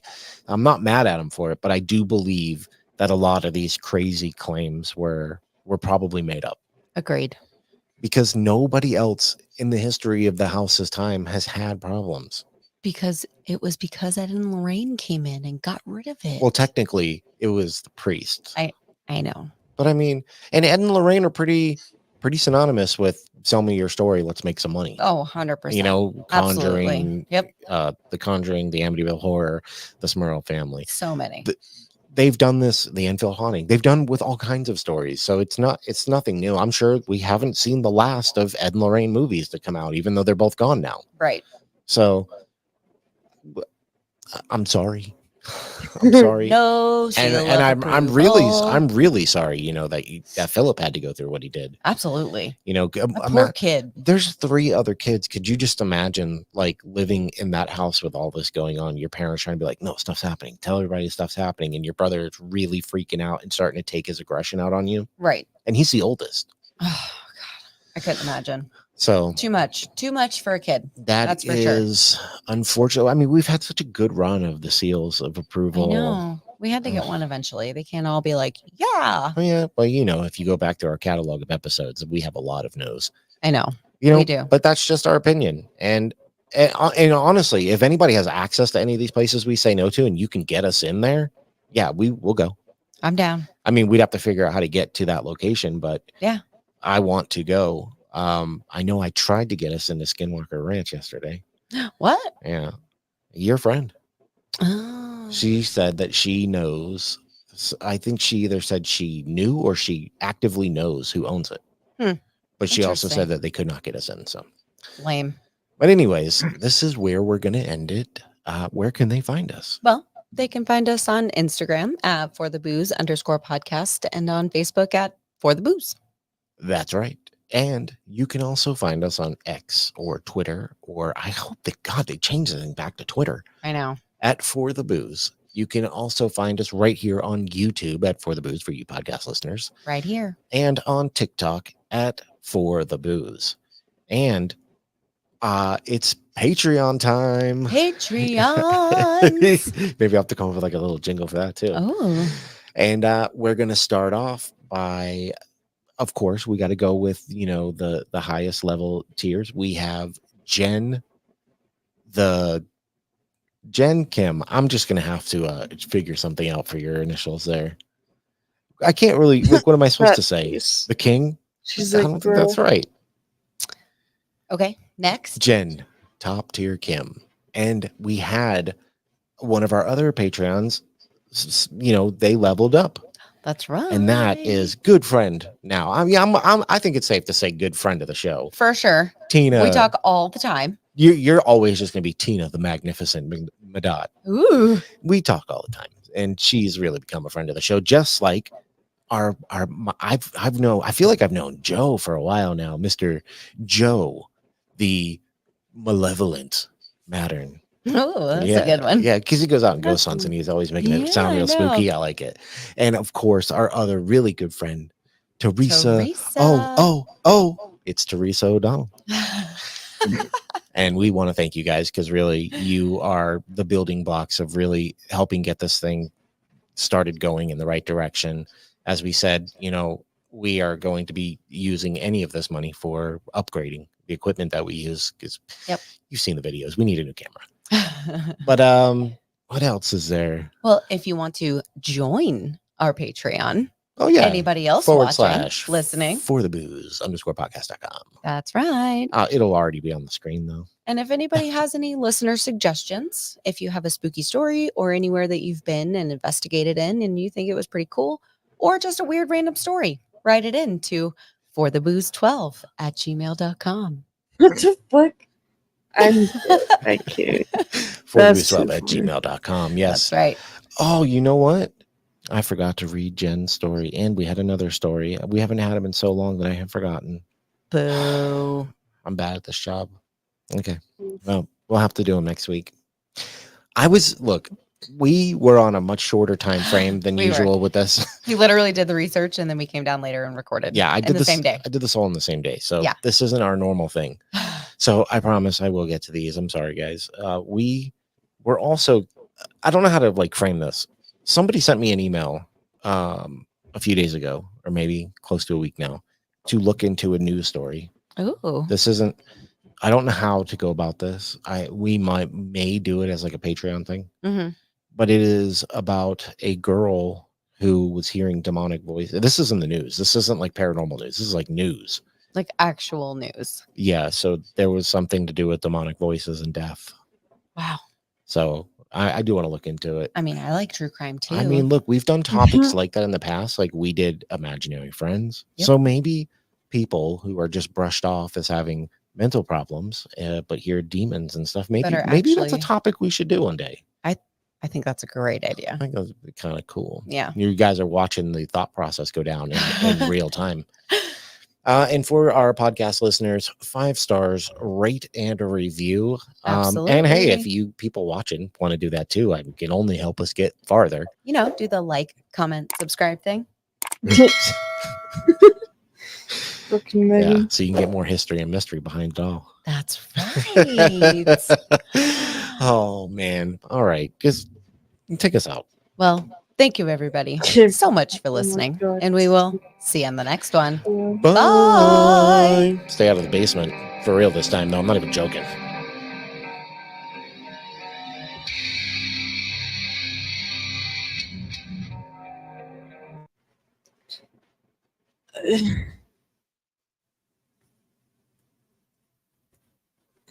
Well, honestly, I have no problem.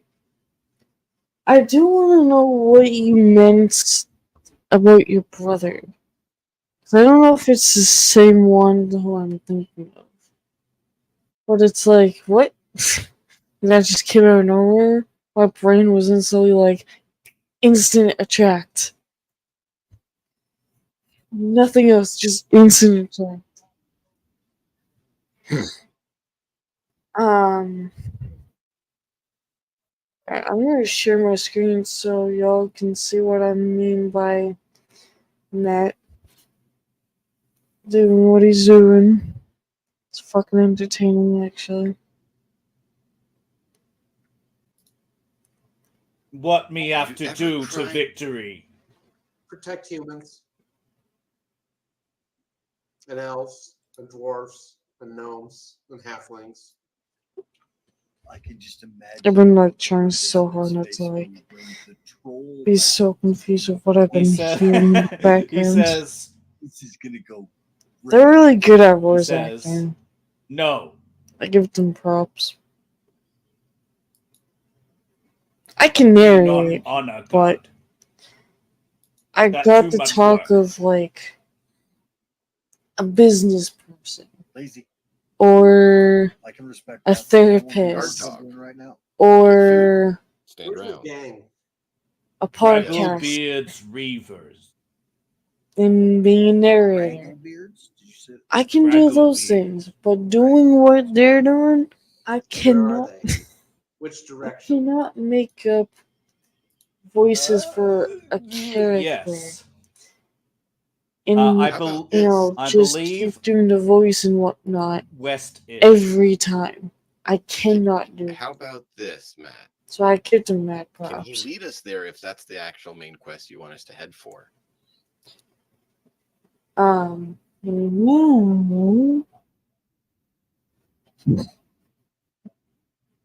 am going to share the other video. It's only 23 minutes long. Yeah. I'm gonna oh, and also now that I have a second job, I gotta figure out what the schedule thing.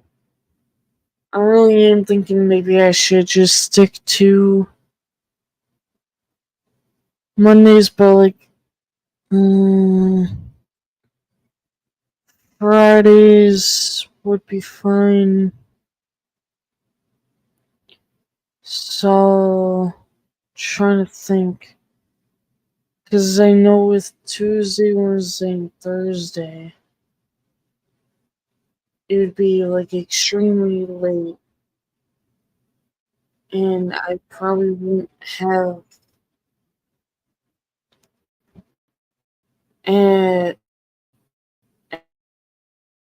energy or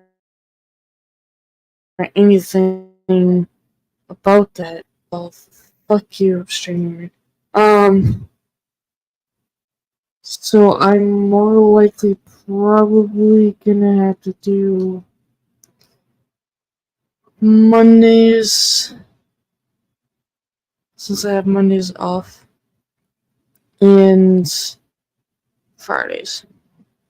Because it would be in the afternoon anyway, and I'm only working like in the mornings on a Friday. This coming Saturday, I might, aka keyword might, be going, meaning no streamer all that day. So yeah, more likely Mondays and Fridays, which I think seems reasonable. That would probably have to go for my main channel as well,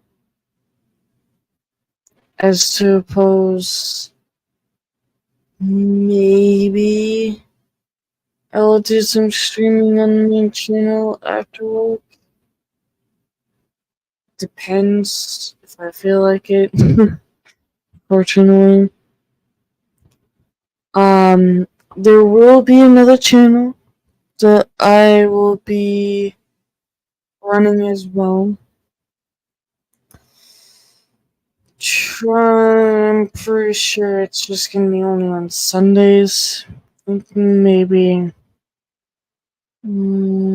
Sunday afternoons or Sunday evenings. Depends. Although it would be for a while because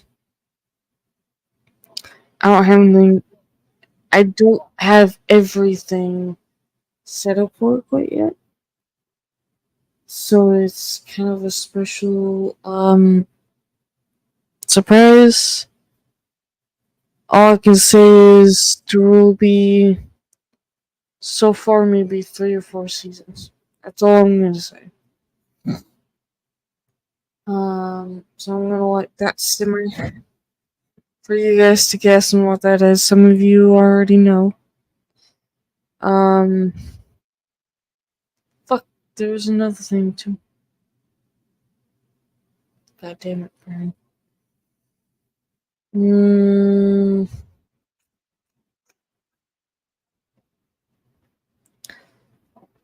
Oh. So I'm sorry that I didn't stream here last night. I apparently took a good nap after my first stream yesterday, and then was like, I don't really have the brain cells for the ghost channel, so I went and did a live stream on the main channel again. And the other night,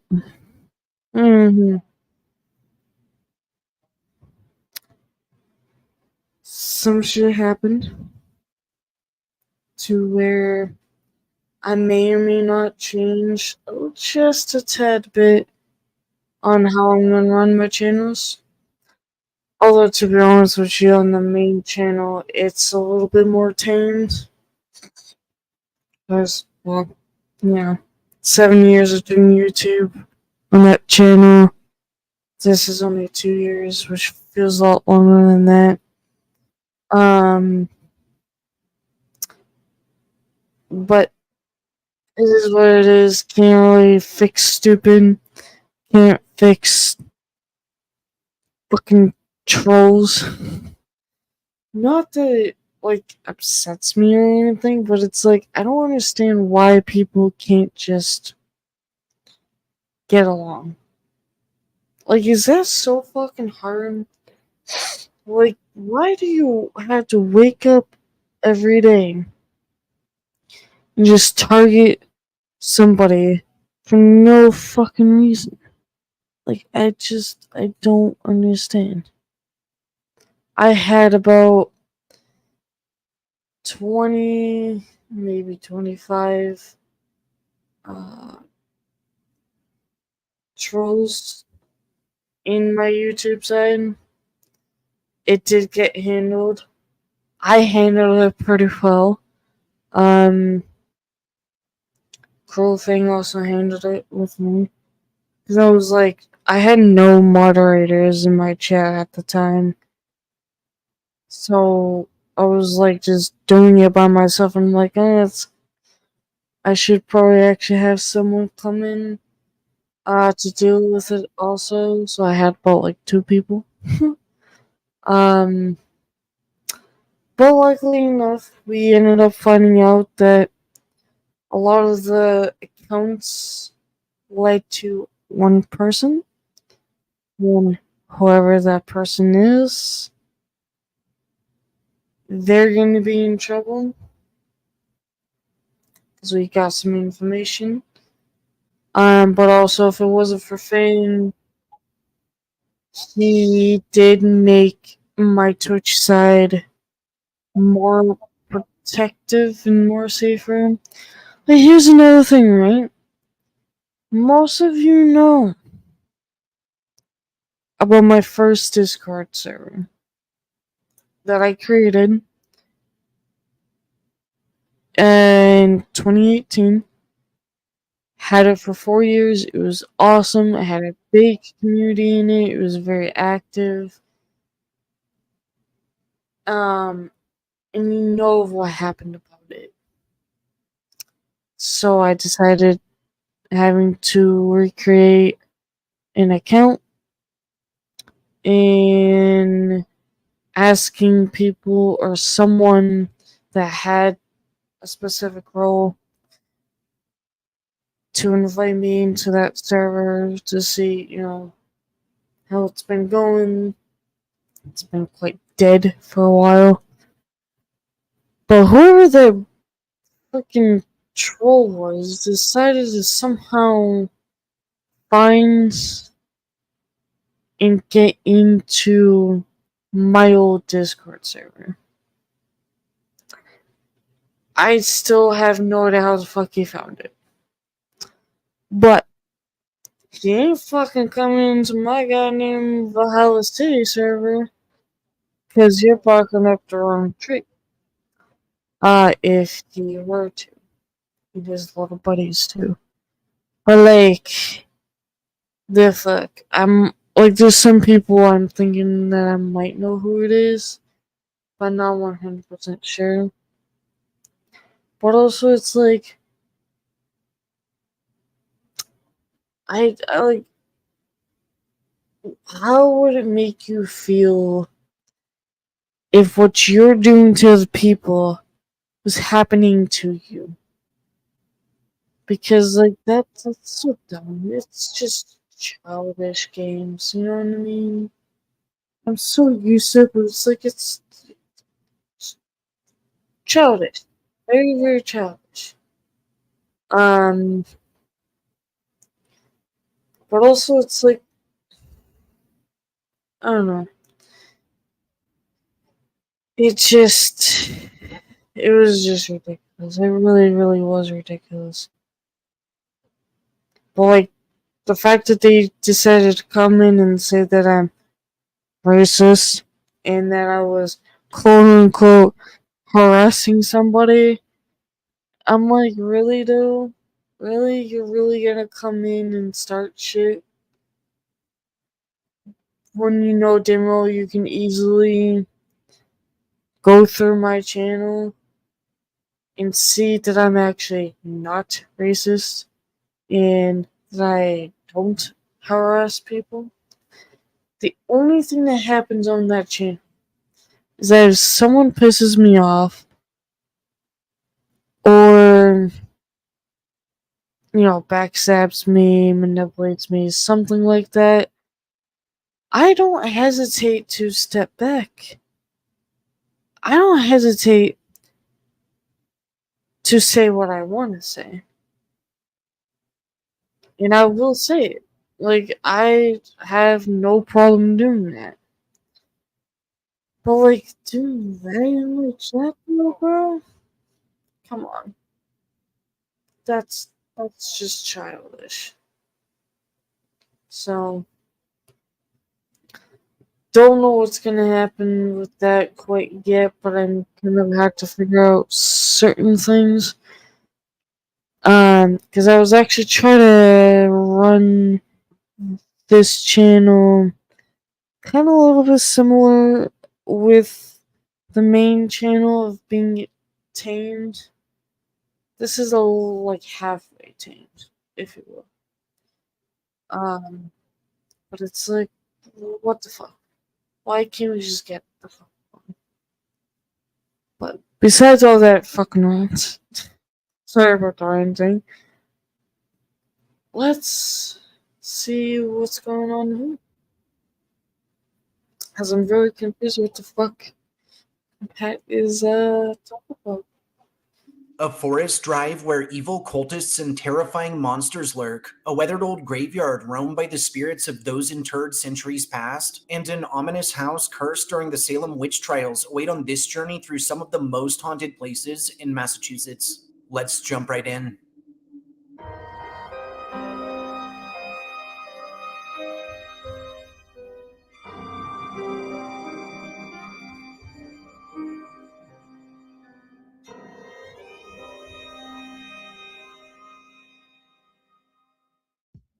Hey guys, and thanks for joining me on this adventure through some of the most haunted places in the Bay State of Massachusetts. Recognized for its lengthy history tied to the colonization of our country, for its beautifully eerie nature expanses, delicious New England cuisine, ties to the Revolutionary War, and more, Massachusetts also harbors deep ties to some of the darkest periods in our country's past and some spine-tingling ghost stories and legends of old.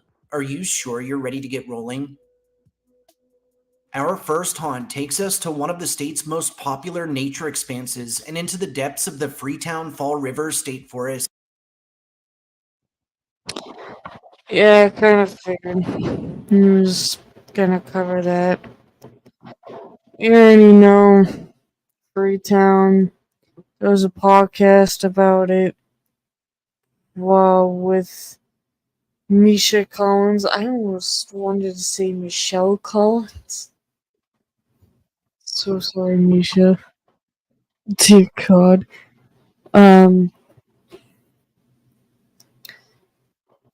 Even Steve already, kind of covered it. I kind of covered it myself. So it's like this has already been covered. But you know what? Fuck it. Those of you that are new to the channel, here you go. The Freetown Fall River State Forest, which stretches across Bristol County in Massachusetts, is a sweeping wilderness spanning 5,217 acres through the southeastern portion of the state. Its bounds have played host to countless tales of encounters with the unknown pretty much since it grew into recognition. Historically, lands now holding Freetown Fall River were, for thousands of years, inhabited by tribes native to the region, including the Pokanoket and Wampanoag, who all utilized the locale for its plentiful hunting and fishing opportunities, up until the 1600s when European settlers arrived and began colonizing the landscape. The history of Freetown Fall River as a state forest would start through the 1900s, when aggressive logging practices began threatening the local ecosystem. And as a result, in 1913, Massachusetts would begin acquiring land locally for the purpose of forestry and conservation. Through the 1930s, the state forest would start welcoming upgrades and modernizations, most of which that were performed under the Civilian Conservation Corps, whose projects included shelters, trails, picnic areas, campsites, and much, much more. Sadly, in 1976 and again in 1980, massive wildfires would devastate the preserve, and while they would initially leave scarring across the region, like most things in nature, it would eventually heal, and amongst its burned woodlands, new forest would begin to grow. More recently, Freetown Fall River has been expanded a number of times, and today it welcomes visitors with interests in an array of nature activities, including hiking, horseback riding, and so much more. As mentioned prior, Freetown Fall River State Forest has seemingly always been surrounded by legends and tales of supernatural activity, and based on its location, this really comes as no surprise. This forest is set right within the infamous Bridgewater Triangle, which, for those of you who didn't watch my special on this region, is pretty much a landlocked version of the Bermuda Triangle, and an area where countless people have gone missing, and where tales of cryptid encounters, odd electromagnetic I want to add something to this, actually. I almost forgot about it. There was a video my mother and I either watched or finished watching this morning. No, it was actually yesterday on the way home. Apparently, I never knew this. Don't know if it's actually been fully covered. If I remember correctly, I don't think it was part in that Steve has covered either in the podcast that we listened to as well. There was like an aircraft or a plane or something that I guess went through the Bridgewater Triangle and it just went missing. Just fucking went missing. No one knows where it went. Lost control of like the radios, lost control pretty much almost everything. So they think that either that it like exploded or that it fell into the water. Oh no, they did say something about some aircraft or whatever the fuck exploding in the air. It's like, how the fuck is the plane or aircraft quite fine and you lose signal as you're going through the Bridgewater Triangle, and then it just magically explodes or disappears? Where the fuck? So it's like, what the fuck? Like, how do you explain that? You can't. I'm gonna have to see if I can find like a video or something about that. Maybe I can try to find it now. Gotta try to think here.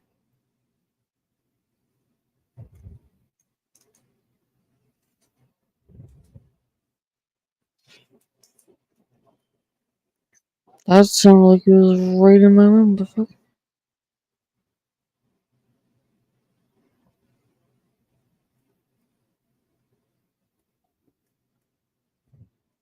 Salty.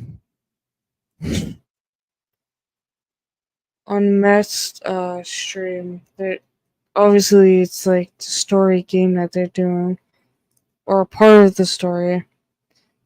Someone just became so fucking salty.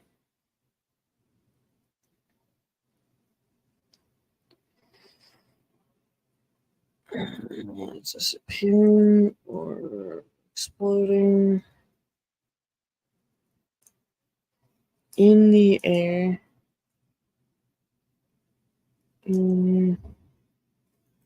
Bridgewater Triangle. It's not just about Bridgewater. It doesn't start with a B.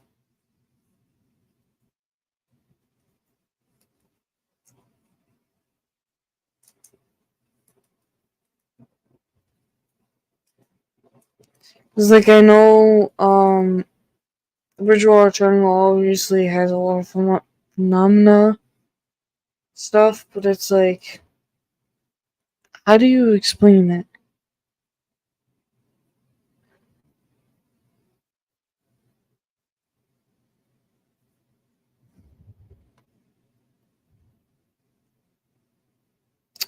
Did I just find the thing? I think I might. Fuck off with whatever the fuck that is.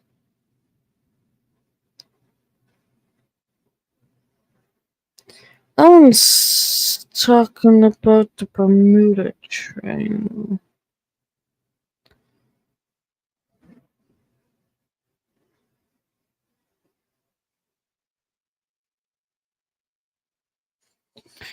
So there's a story. I could have sworn the video said something about the Bridgewater Triangle.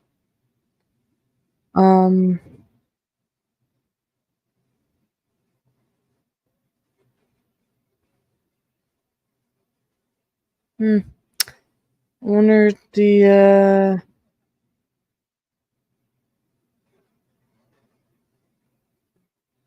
video was quite wrong. But it still doesn't make any sense of like, what the fuck happened with the aircraft. Like, I still don't understand. Wow. Fluff.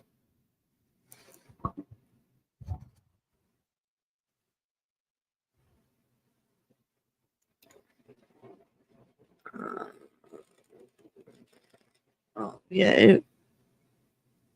Okay. So, what I'm going to read to you is what I only know. So it says mystery of lost patrol may be solved.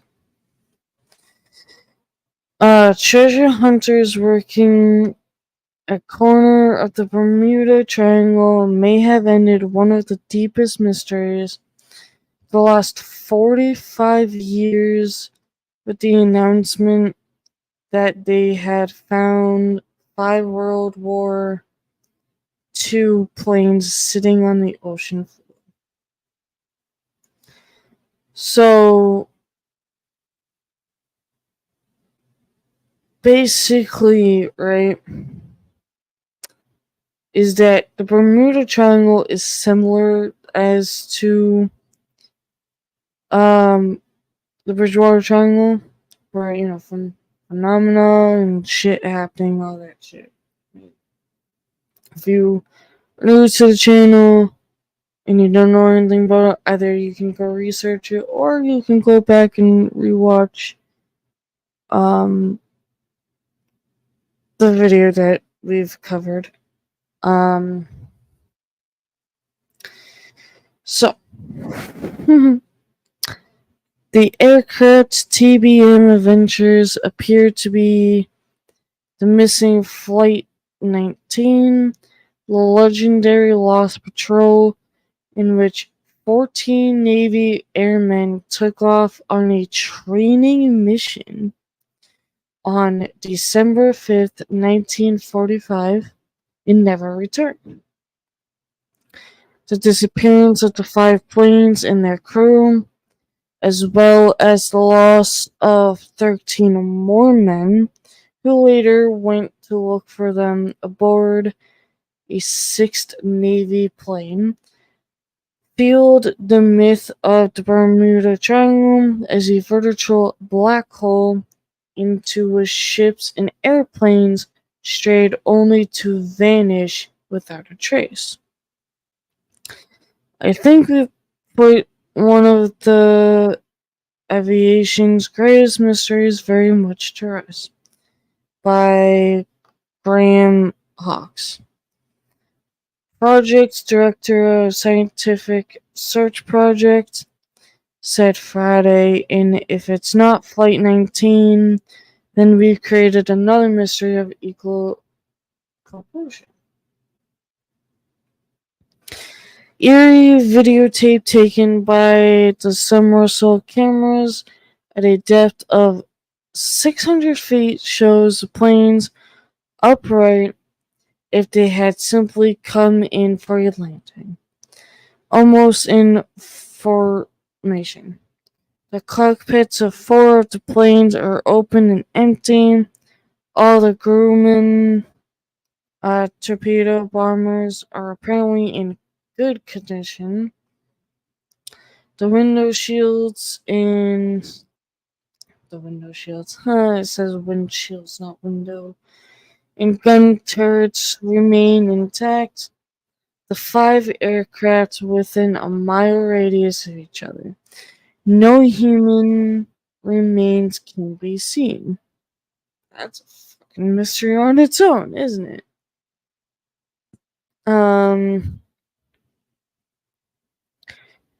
The aircraft were discovered last week about 10 miles northeast of the Lauderdale, Jesus Christ, by the crew of the Deep Sea, a high-tech salvage ship that is sweeping northward up the Florida coast, hunting for sunken Spanish galloons laden with gold.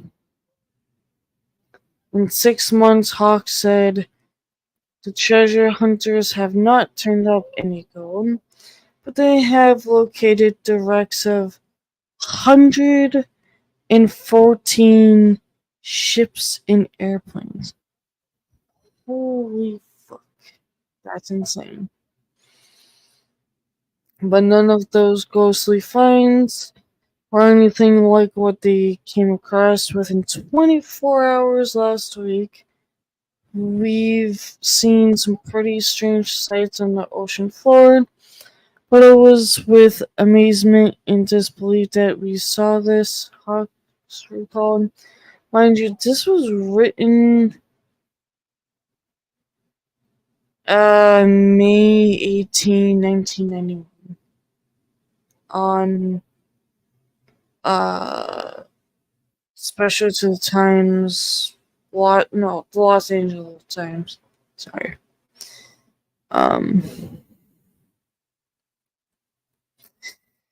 The most logical explanation for finding 5 aircraft was that they were pushed off the back of a carrier, but some of the propellers are actually bent backward.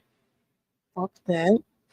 An indication that they were spinning when they hit the water. They are not stripped off parts and all are sitting upright. That is like fucking terrifying. A number 28 spotted on the corresponds with the one known to have been the lead plane. Dear God.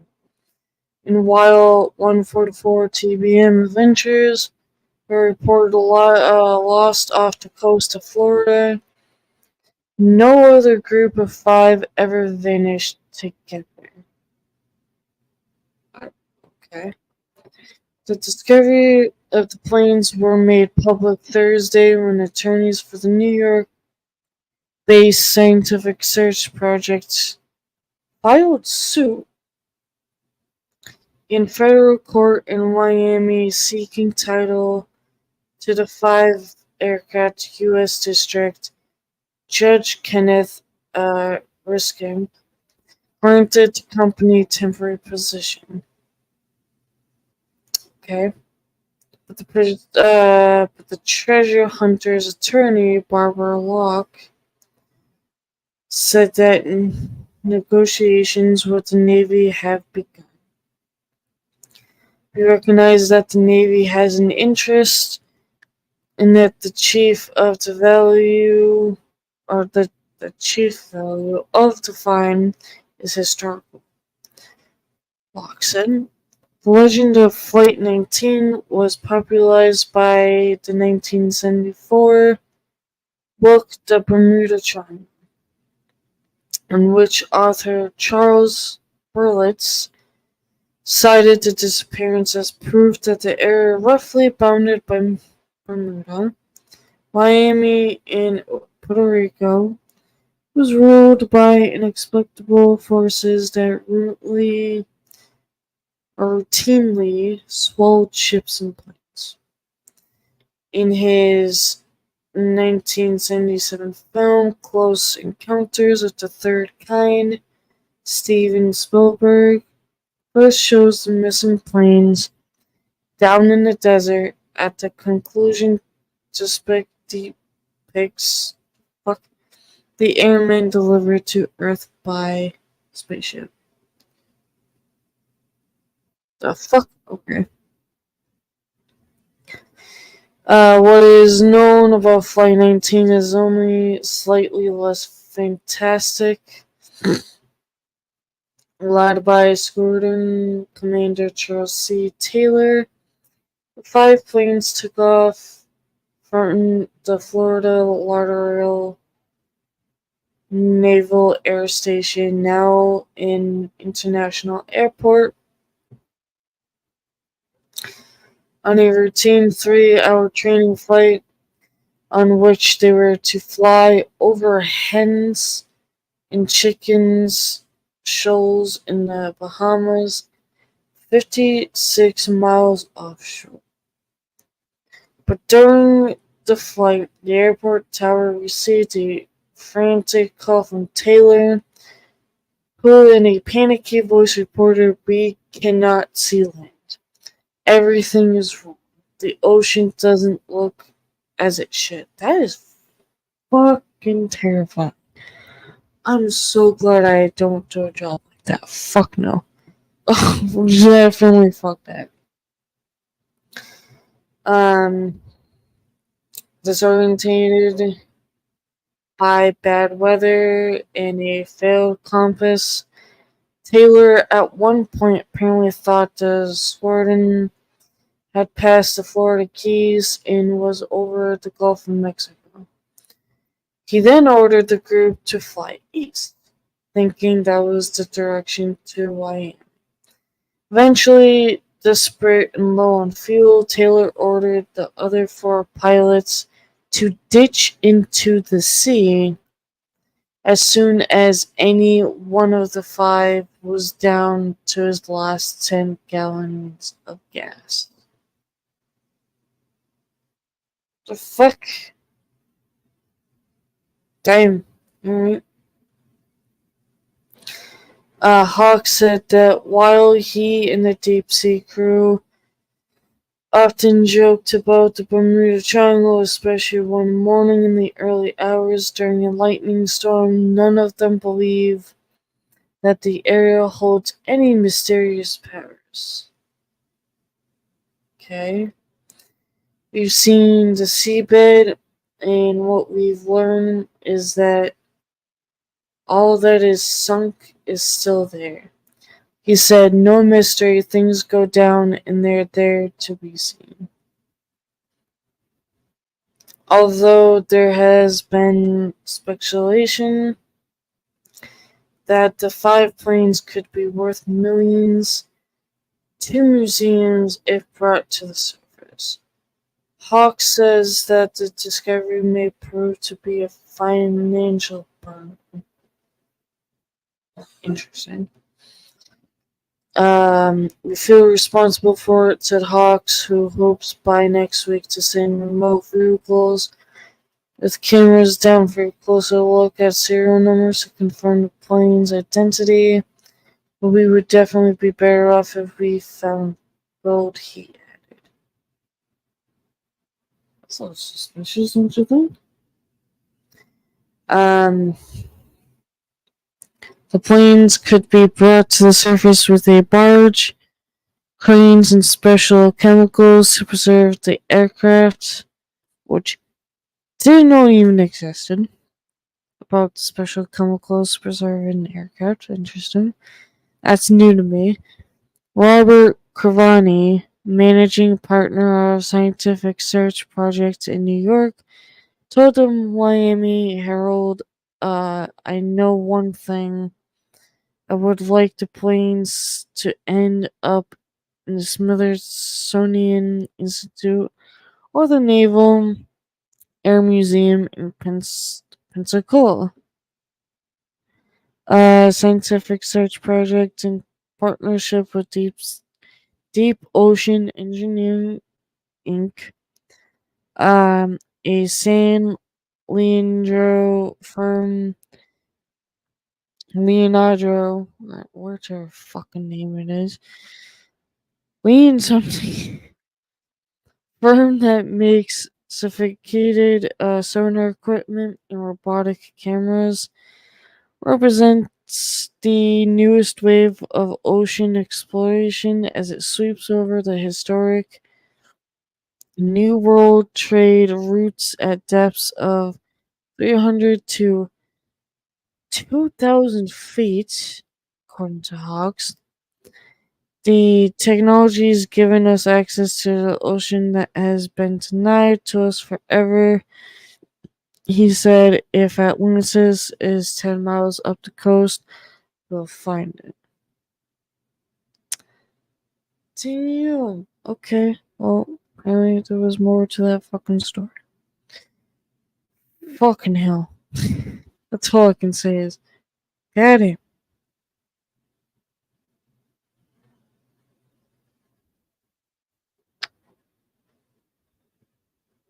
I have no comment what the fuck I just read in that chat of that stream. Timber thing.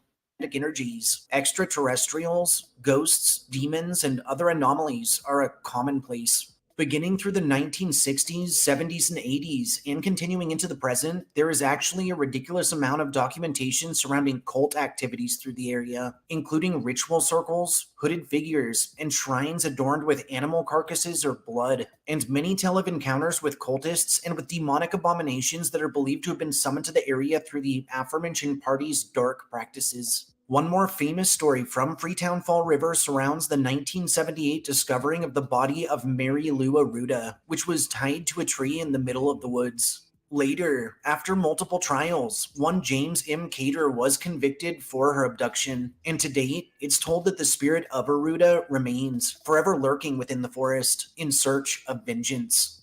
From numerous eyewitness accounts, Mary always appears as a pale apparition drifting about at alarming speeds that wails mournfully into the night, and as some tell it, seeks to take any who get too close in order to whisk them off into the heart of the preserve to share in her untimely fate.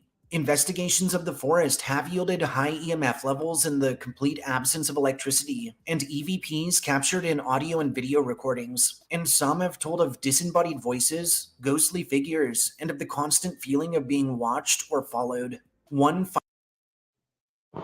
I do have to fucking admit, I didn't know a little bit of that. But like, why you gotta move the fucking camera in like a fucking circle like that? You're gonna make someone sick or something. The fuck's wrong with you? Final Freetown Fall River phenomenon, and one that is reported with surprising frequency, is that of the area's fabled spook lights, which are ghostly glows that resemble either orbs or lantern lights spied bobbing up and down through the woods. Okay, now on to our second haunt, which lands us at an aged burying grounds just north of Boston at Old Burial Hill. Old Burial Hill, which is located in Marblehead, Massachusetts, is a prominent historic burying grounds offering I'm sorry, did he say Massachusetts wrong? Old Burial Hill, which is located in Marblehead, Massachusetts, is a prominent historic burying grounds offering stunning views of the nearby harbor. Its aged bounds are rumored to play host to a slew of ghostly activity and chilling local legends. Historically, this weathered graveyard was initially established way back in 1638 at the site of the first Marblehead Meeting House, after which it would act as a final resting place to the town's early populace. And while many of its initial grave sites are unmarked, standing headstones do bear artistic flair symbolizing pieces of the Puritan faith, and namely memorialize settlers, sea captains, and crew members, fishermen, and their associated wives, children, and family members. Disturbingly, 1692 would cast a dark shadow over this old yard in the form of the Salem witch trials, when one local resident, being Wilmot Red, was accused of witchcraft, executed, and laid to rest right on the hill. As an ironic side note, Old Burial Hill also hosts the grave of Mary Gale, who was the wife of Ambrose Gale and the mother of Charity Gale, both of whom testified against Red, likely leading to her execution. Through the 1700s, Marblehead would continue to grow, and the cemetery would be expanded several times to accommodate more graves. And from 1775 to 1783, the yard would see a massive surge in burials as the American Revolution raged, during which time it would accommodate the interment of various soldiers and heroes from the war, many of whom died defending this very coastline.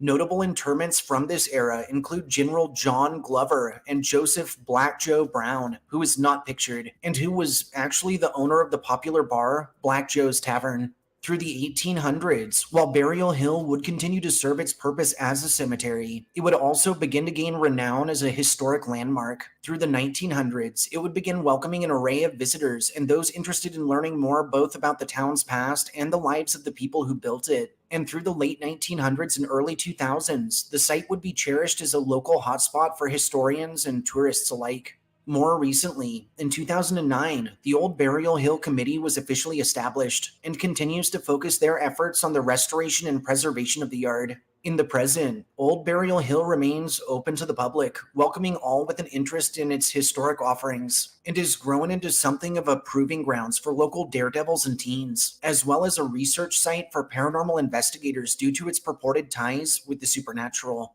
Over its lengthy existence, this old boneyard has picked up quite a few ghost stories, with those who have entered its grounds, especially after dark, reporting extreme cold patches felt in adverse weather conditions, strange fogs that descend upon the cemetery alone on otherwise clear days, and the constant and intrusive feeling of being watched or of being followed by someone or something unseen.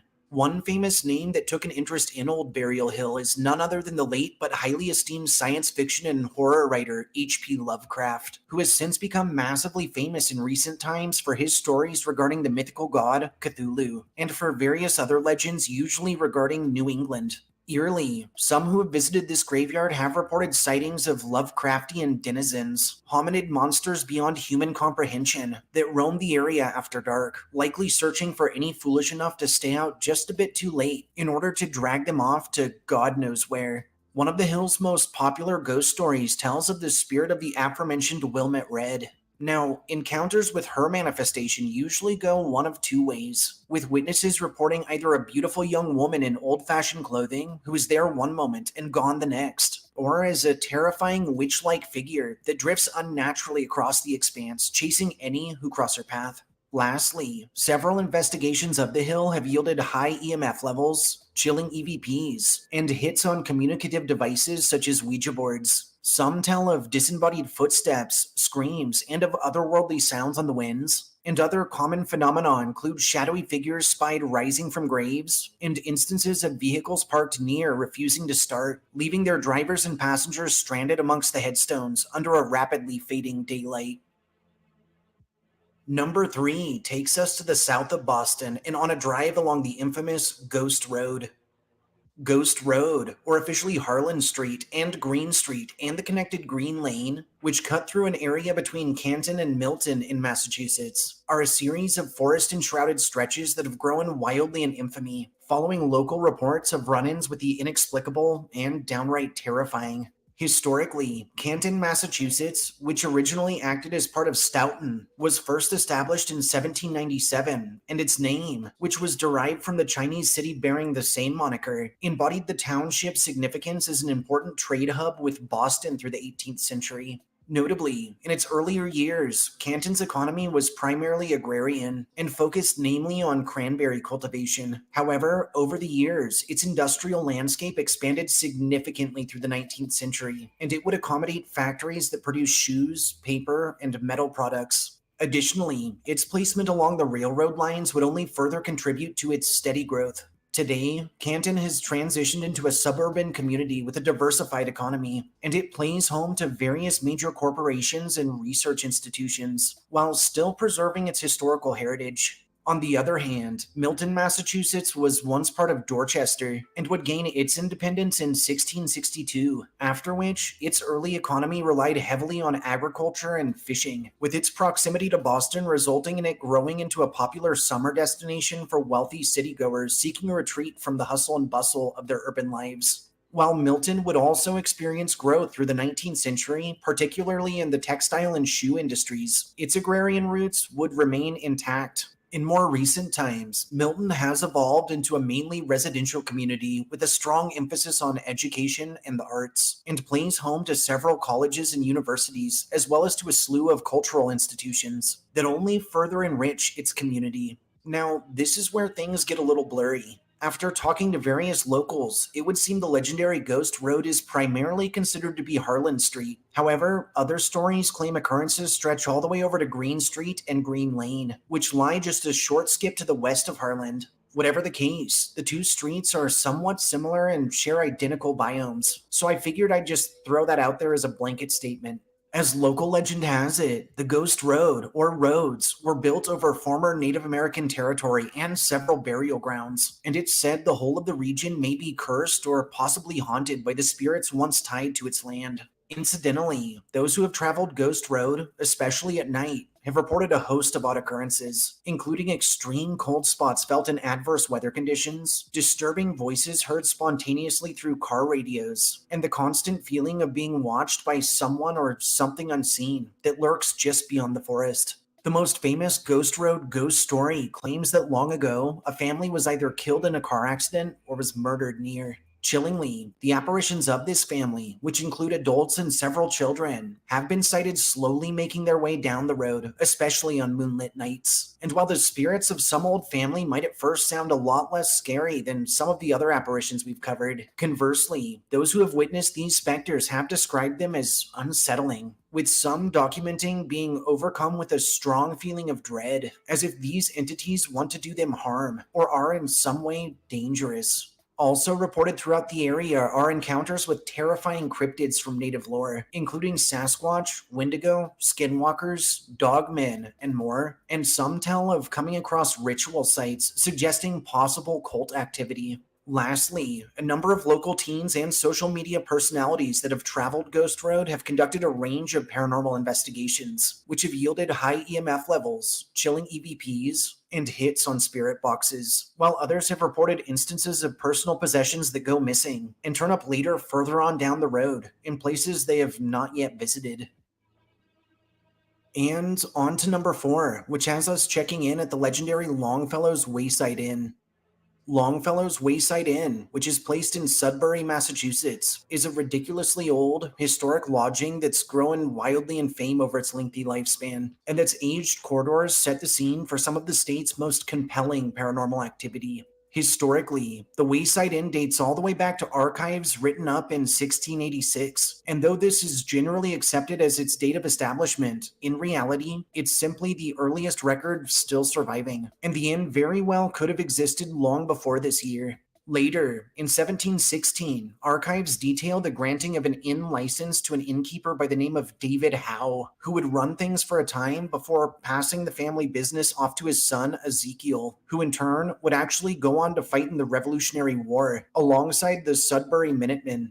While subsequent records are a bit scattered over the next century or so, we can concretely conclude that in 1861, fifth-generation Howe family member Lyman Howe, who was running things at the time, would pass on unmarried and without children, after which the inn would host the Red Horse Tavern for a short period. During its stretch as the Red Horse, in 1862, famous poet Henry Wadsworth Longfellow would stop by the establishment, and its rustic charm would inspire his writing of a now quite famous compilation of poems titled Tales of a Wayside Inn, which would see publication the following year in 1863. Finally, in 1893, S. Herbert Howe would take over inn operations, returning the site to family hands, and he would be accompanied by one Homer Rogers, who would actually mark the first non-Howe owner in the lodging's growing history. Together, the duo would invest massive sums of money into the site's restoration before, in 1897, selling the property to one Edward R. Lemon. Through the early 1900s, the Wayside would welcome a very special guest in the form of the famous automobile tycoon himself, Henry Ford. Ford, an avid connoisseur of history, would fall in love with the site, and in 1923, he would purchase the inn from the Lemon family, along with an adjacent 3,000 acres from one John Duncan, under the vision of transforming the region into a historically themed village. While this vision was never fully brought to fruition, Ford would establish a nonprofit that continues to operate the inn to this day, alongside a trade school that ran from 1928 to 1947. Notably, while Ford would sell the inn in 1945, he wouldn't give up on his dream, and would go on to create the legendary Greenfield Village in Dearborn, Michigan, but we'll save that location for another list. Sadly, in 1955, the Wayside would be ravaged by a large fire, and while it was quickly repaired, the blaze would claim a collection of artifacts that Ford had amassed through the 1920s. More recently, in 2019, the inn's volunteer board of trustees would officiate themselves as the Wayside Inn Foundation, and would set to work in the development of various outreach programs and preservation efforts. In the present, the Wayside Inn remains open to the public, offering a museum, restaurant, and historically accurate guest rooms that create an atmosphere that truly lets visitors get a feel for what life was like in the region through centuries past. Not surprisingly, this age-old inn isn't just a place of history, and has also grown in infamy for its purported ties to strong supernatural activity, with guests to its bounds reporting spectral apparitions sighted rounding corners that disappear in a flash, phantom knocking heard on room doors after dark, and the smells of cooking food or tobacco smoke without source. Additionally, various investigations of the wayside have yielded high EMF levels, clear EVP recordings, and hits on thermal grids, and several visitors have awakened in the morning to find their bags either packed or unpacked inexplicably. Now, remember when we mentioned Lyman Howe, the one owner that died without heirs or a wife? Well, easily the most popular wayside tale has to do with a woman named Jerusha Howe, who was, in fact, Lyman's sister. As this story goes, in life, Jerusha fell in love with an Englishman, and before long, the couple was engaged to be married. Following their engagement, the groom-to-be would sail back to England to make arrangements with his family. However, sadly, he was never seen or heard from again, leaving some to speculate he'd left the poor Jerusha, and others, more popularly, that he'd perished at sea, somewhere in the middle of the ocean. Whatever the case, Jerusha would live out the rest of her days alone and would never remarry, eventually dying at the young age of 45, some say from a broken heart. As it's told today, in life, Jerusha stayed in rooms 7, 9, or 10, depending on who you talk to, and guests lodging in these rooms have reported objects moving on their own, the scent of her old citrusy perfume, and instances in which they've been awakened in the middle of the night to her full-bodied apparition at the feet of their beds. Saving the scariest for last, our fifth and final hunt takes us to the infamous Witch's House. The Witch's House, or officially the Jonathan Corwin House, sits where else but in Salem, Massachusetts, and harbors a long and dark history coupled with countless tales of paranormal encounters. Historically, construction of this abode was initially started way back in 1642 under Captain Nathaniel Davenport, who would leave it relatively unfinished, and it would remain in such a state until 1675, when it was sold to Jonathan Corwin, who would finish the project and would continue to reside on site. Through the infamous Salem witch trials of 1692, Corwin was elected to take the place of Nathaniel Saltonstall as a judging party with the court of Oyer and Terminer, after which he would help sentence no less than 19 people to their deaths via torturous practices and eventual hangings. Notably, preceding their hearings, victims of the witch trials were brought to the Corwin House for pre-trial examinations. Following the trials, the property would be passed down to Jonathan's grandson, George Corwin, and his wife, Sarah, but more on that later. And preceding George's death in 1746, Sarah would make a number of alterations to the abode. While the house would remain in Corwin family hands for some time, in 1836, it was sold to one Sarah Cushing, who would retain ownership until her passing in 1851. In 1856, it would be sold once again to George Farrington, who was also the first resident to refer to the property as the Witch House, and who would draw in tourists by claiming the trials had taken place wholly within the parlor. And in 1874 and in 1879, respectively, a rear L and subsequent additions were added to the back of the home. More recently, through the turn of the 20th century, the Witch House would host apartments, a drugstore, and an antiques parlor. By 1940, the threat of its impending demolition would loom, and in 1945, in order to save this historic home, the construct was moved back from the street to its current location, after which it was renovated and restored. Today, the Witch's House remains open to the public and offers a museum, tours, a gift shop, and special events through the Halloween season. Chillingly, and due to its association with the witch trials, local legend has long stated the land this house sits upon is cursed, a curse that heavily affected the life of Jonathan Corwin. Now, during their time here, old John and Elizabeth would bear 5 children, all of whom that would die unexpectedly and suddenly at young ages. Following their deaths, the couple would appoint George head of the household. However, starting in 1717 and extending to the next year, first George, then his wife Sarah, and then the elder Corwins would all be claimed by mysterious and rather aggressive fever. In recent times, apparitions bearing likenesses to the Corwin family members have been often sighted, though never at the same time, and always in different places, seemingly searching for one another. Reported throughout the witch house are extreme cold spots felt in adverse weather, disembodied voices, and the sensations of being breathed upon or even of being touched by unseen hands. And several have told of watching objects move on their own, or even float in midair for moments before crashing to the ground. A more disturbing Corwin House tale tells of one of the many victims of the witch trials being Sarah Good, and of her young daughter, Dorothy. Sadly, Dorothy is recognized as the youngest girl affected by the trials at only 4 years in age. In life, the poor toddler was imprisoned and basically tortured until she confessed under duress to her mother practicing dark magics and communing with the devil, resulting in Sarah's execution. Today, the spirit of Dorothy has been sighted and heard throughout the house, weeping among the place where she lost everything. Additionally, some tell that Sarah was, in fact, actually a witch, and that her vengeful ghost might still linger in the home as well, forever seeking justice for the torment her daughter endured. Several high-profile paranormal investigations of the property have yielded strange EMF fluctuations, odd commotions heard from empty rooms, and an overwhelming sense of anxiety or dread that many attribute to the feelings those put on trial felt while entering the abode, and others have detailed close encounters with what they believe to be demonic presences. Lastly, for his transgressions against humanity and life, many claim the spirit of Jonathan Corwin himself remains on site, sentenced to imprisonment through the afterlife right within his beloved residence for all eternity. And some have documented run-ins with a tall, stern figure believed to be Corwin, who always bears a look of deep regret across his face. Thanks for joining me on this adventure through some of the most haunted places in Massachusetts.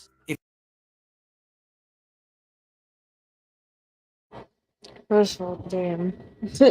Second of all, some of those I did not know of does make it a little bit more clear with a little bit of them too.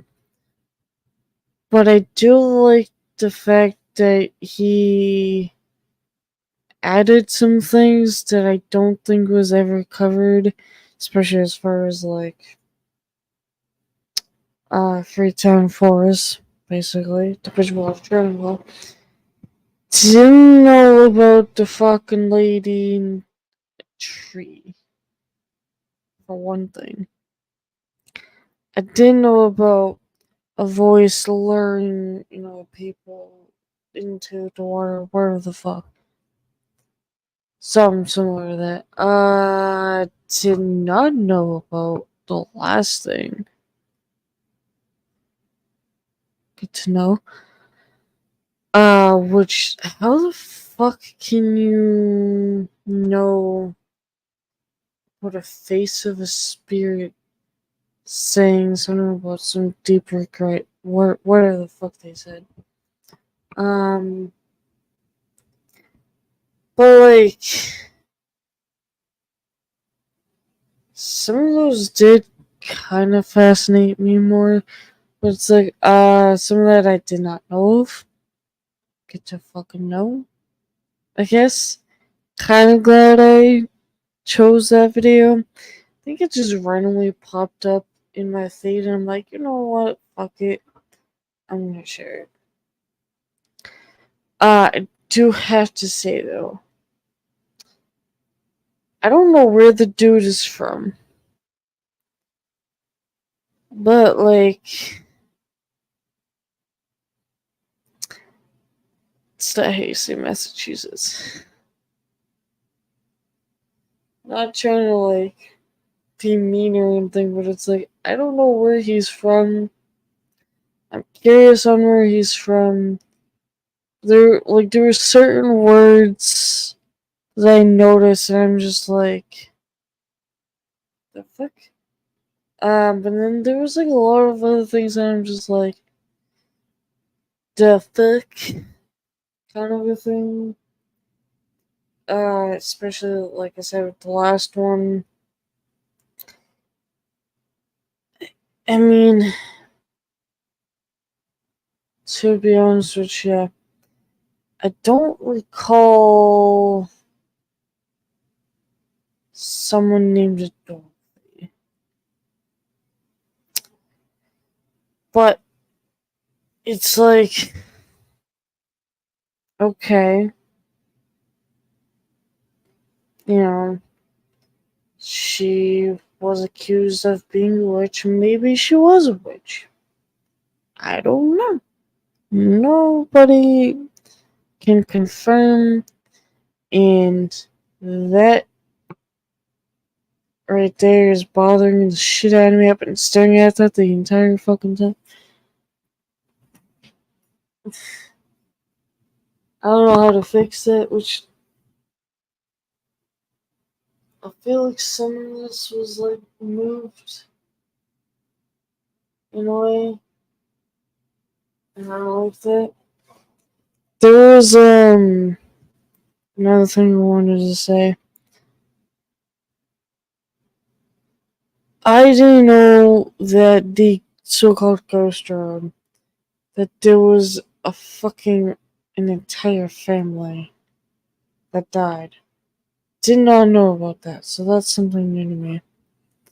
Besides that, me and, Penelope here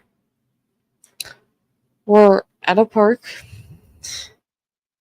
just chilling, hanging out, whatever, and it got, like, really, after that it got really, really dark out, we've noticed when we turned to our right that there's a road that goes, I think, off into the woods. I don't know where it leads to, what's over there, what's down there. Don't know. It's brand new to me. But it's so fucked up that at night it looks so mad creepy. I wish I should have taken a photo of it. That it looks like a shape of a triangle. I don't know what the fuck that's all about. But it looks like a black hole. And I'm just like, that's fucking creepy. And then on my way home, we went past a person on the street. I don't know what the fuck she was doing. It was an old lady. But she looked really creepy. Like, I don't know. I'm trying to go back to the reaction video that I did of Steve and Megan's reactions of their episode before the one we just reviewed not too long ago. Chelsea, stop. That the part of how, a person or whatever the fuck it was maybe holding onto the car as they're walking by. It was kind of like that, but like more creepy. She didn't really seem human, actually. But at the same time, I could be wrong. Not trying to judge people, just saying what the fuck I saw.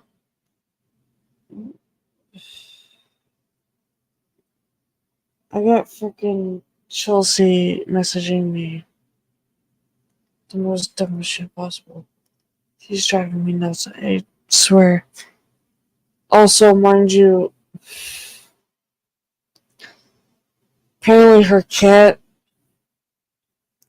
ate a string of dental floss, and she was trying to make the cat vomit, and when we looked it up online, it was like, do not do that. It could be fatal. Oh, she did send me a photo of how long, because, I guess Midnight finally threw it up. First of all, be careful what the fuck you lay around. And watch, you goddamn animal, for fuck's sake. She clearly doesn't pay the fuck attention. She's so dumb. That this string was technically out of, right from this frame down to the other side. That's how long it was. Or maybe a little longer. And I'm just like, dude, what the fuck? What the actual fuck? I can't take her anywhere. Clearly she can't seem to take care of her own fucking cat. That poor cat has gone through some shit. I'm not gonna tell every story about it, but like, Jesus Christ. I've lost counts of something happening to the poor fucking cat, and I'm just like, dude. Watch out for your animal. Watch the animal, what the fuck they're doing. You gotta be careful what the hell you're laying around. But other than that, I'm gonna head off. I'm super tired right now. As long as if I could say it. And I will try to maybe stream on Friday. I will try to stream during, like, maybe tomorrow or Thursday. If not, then I'll see you Friday night.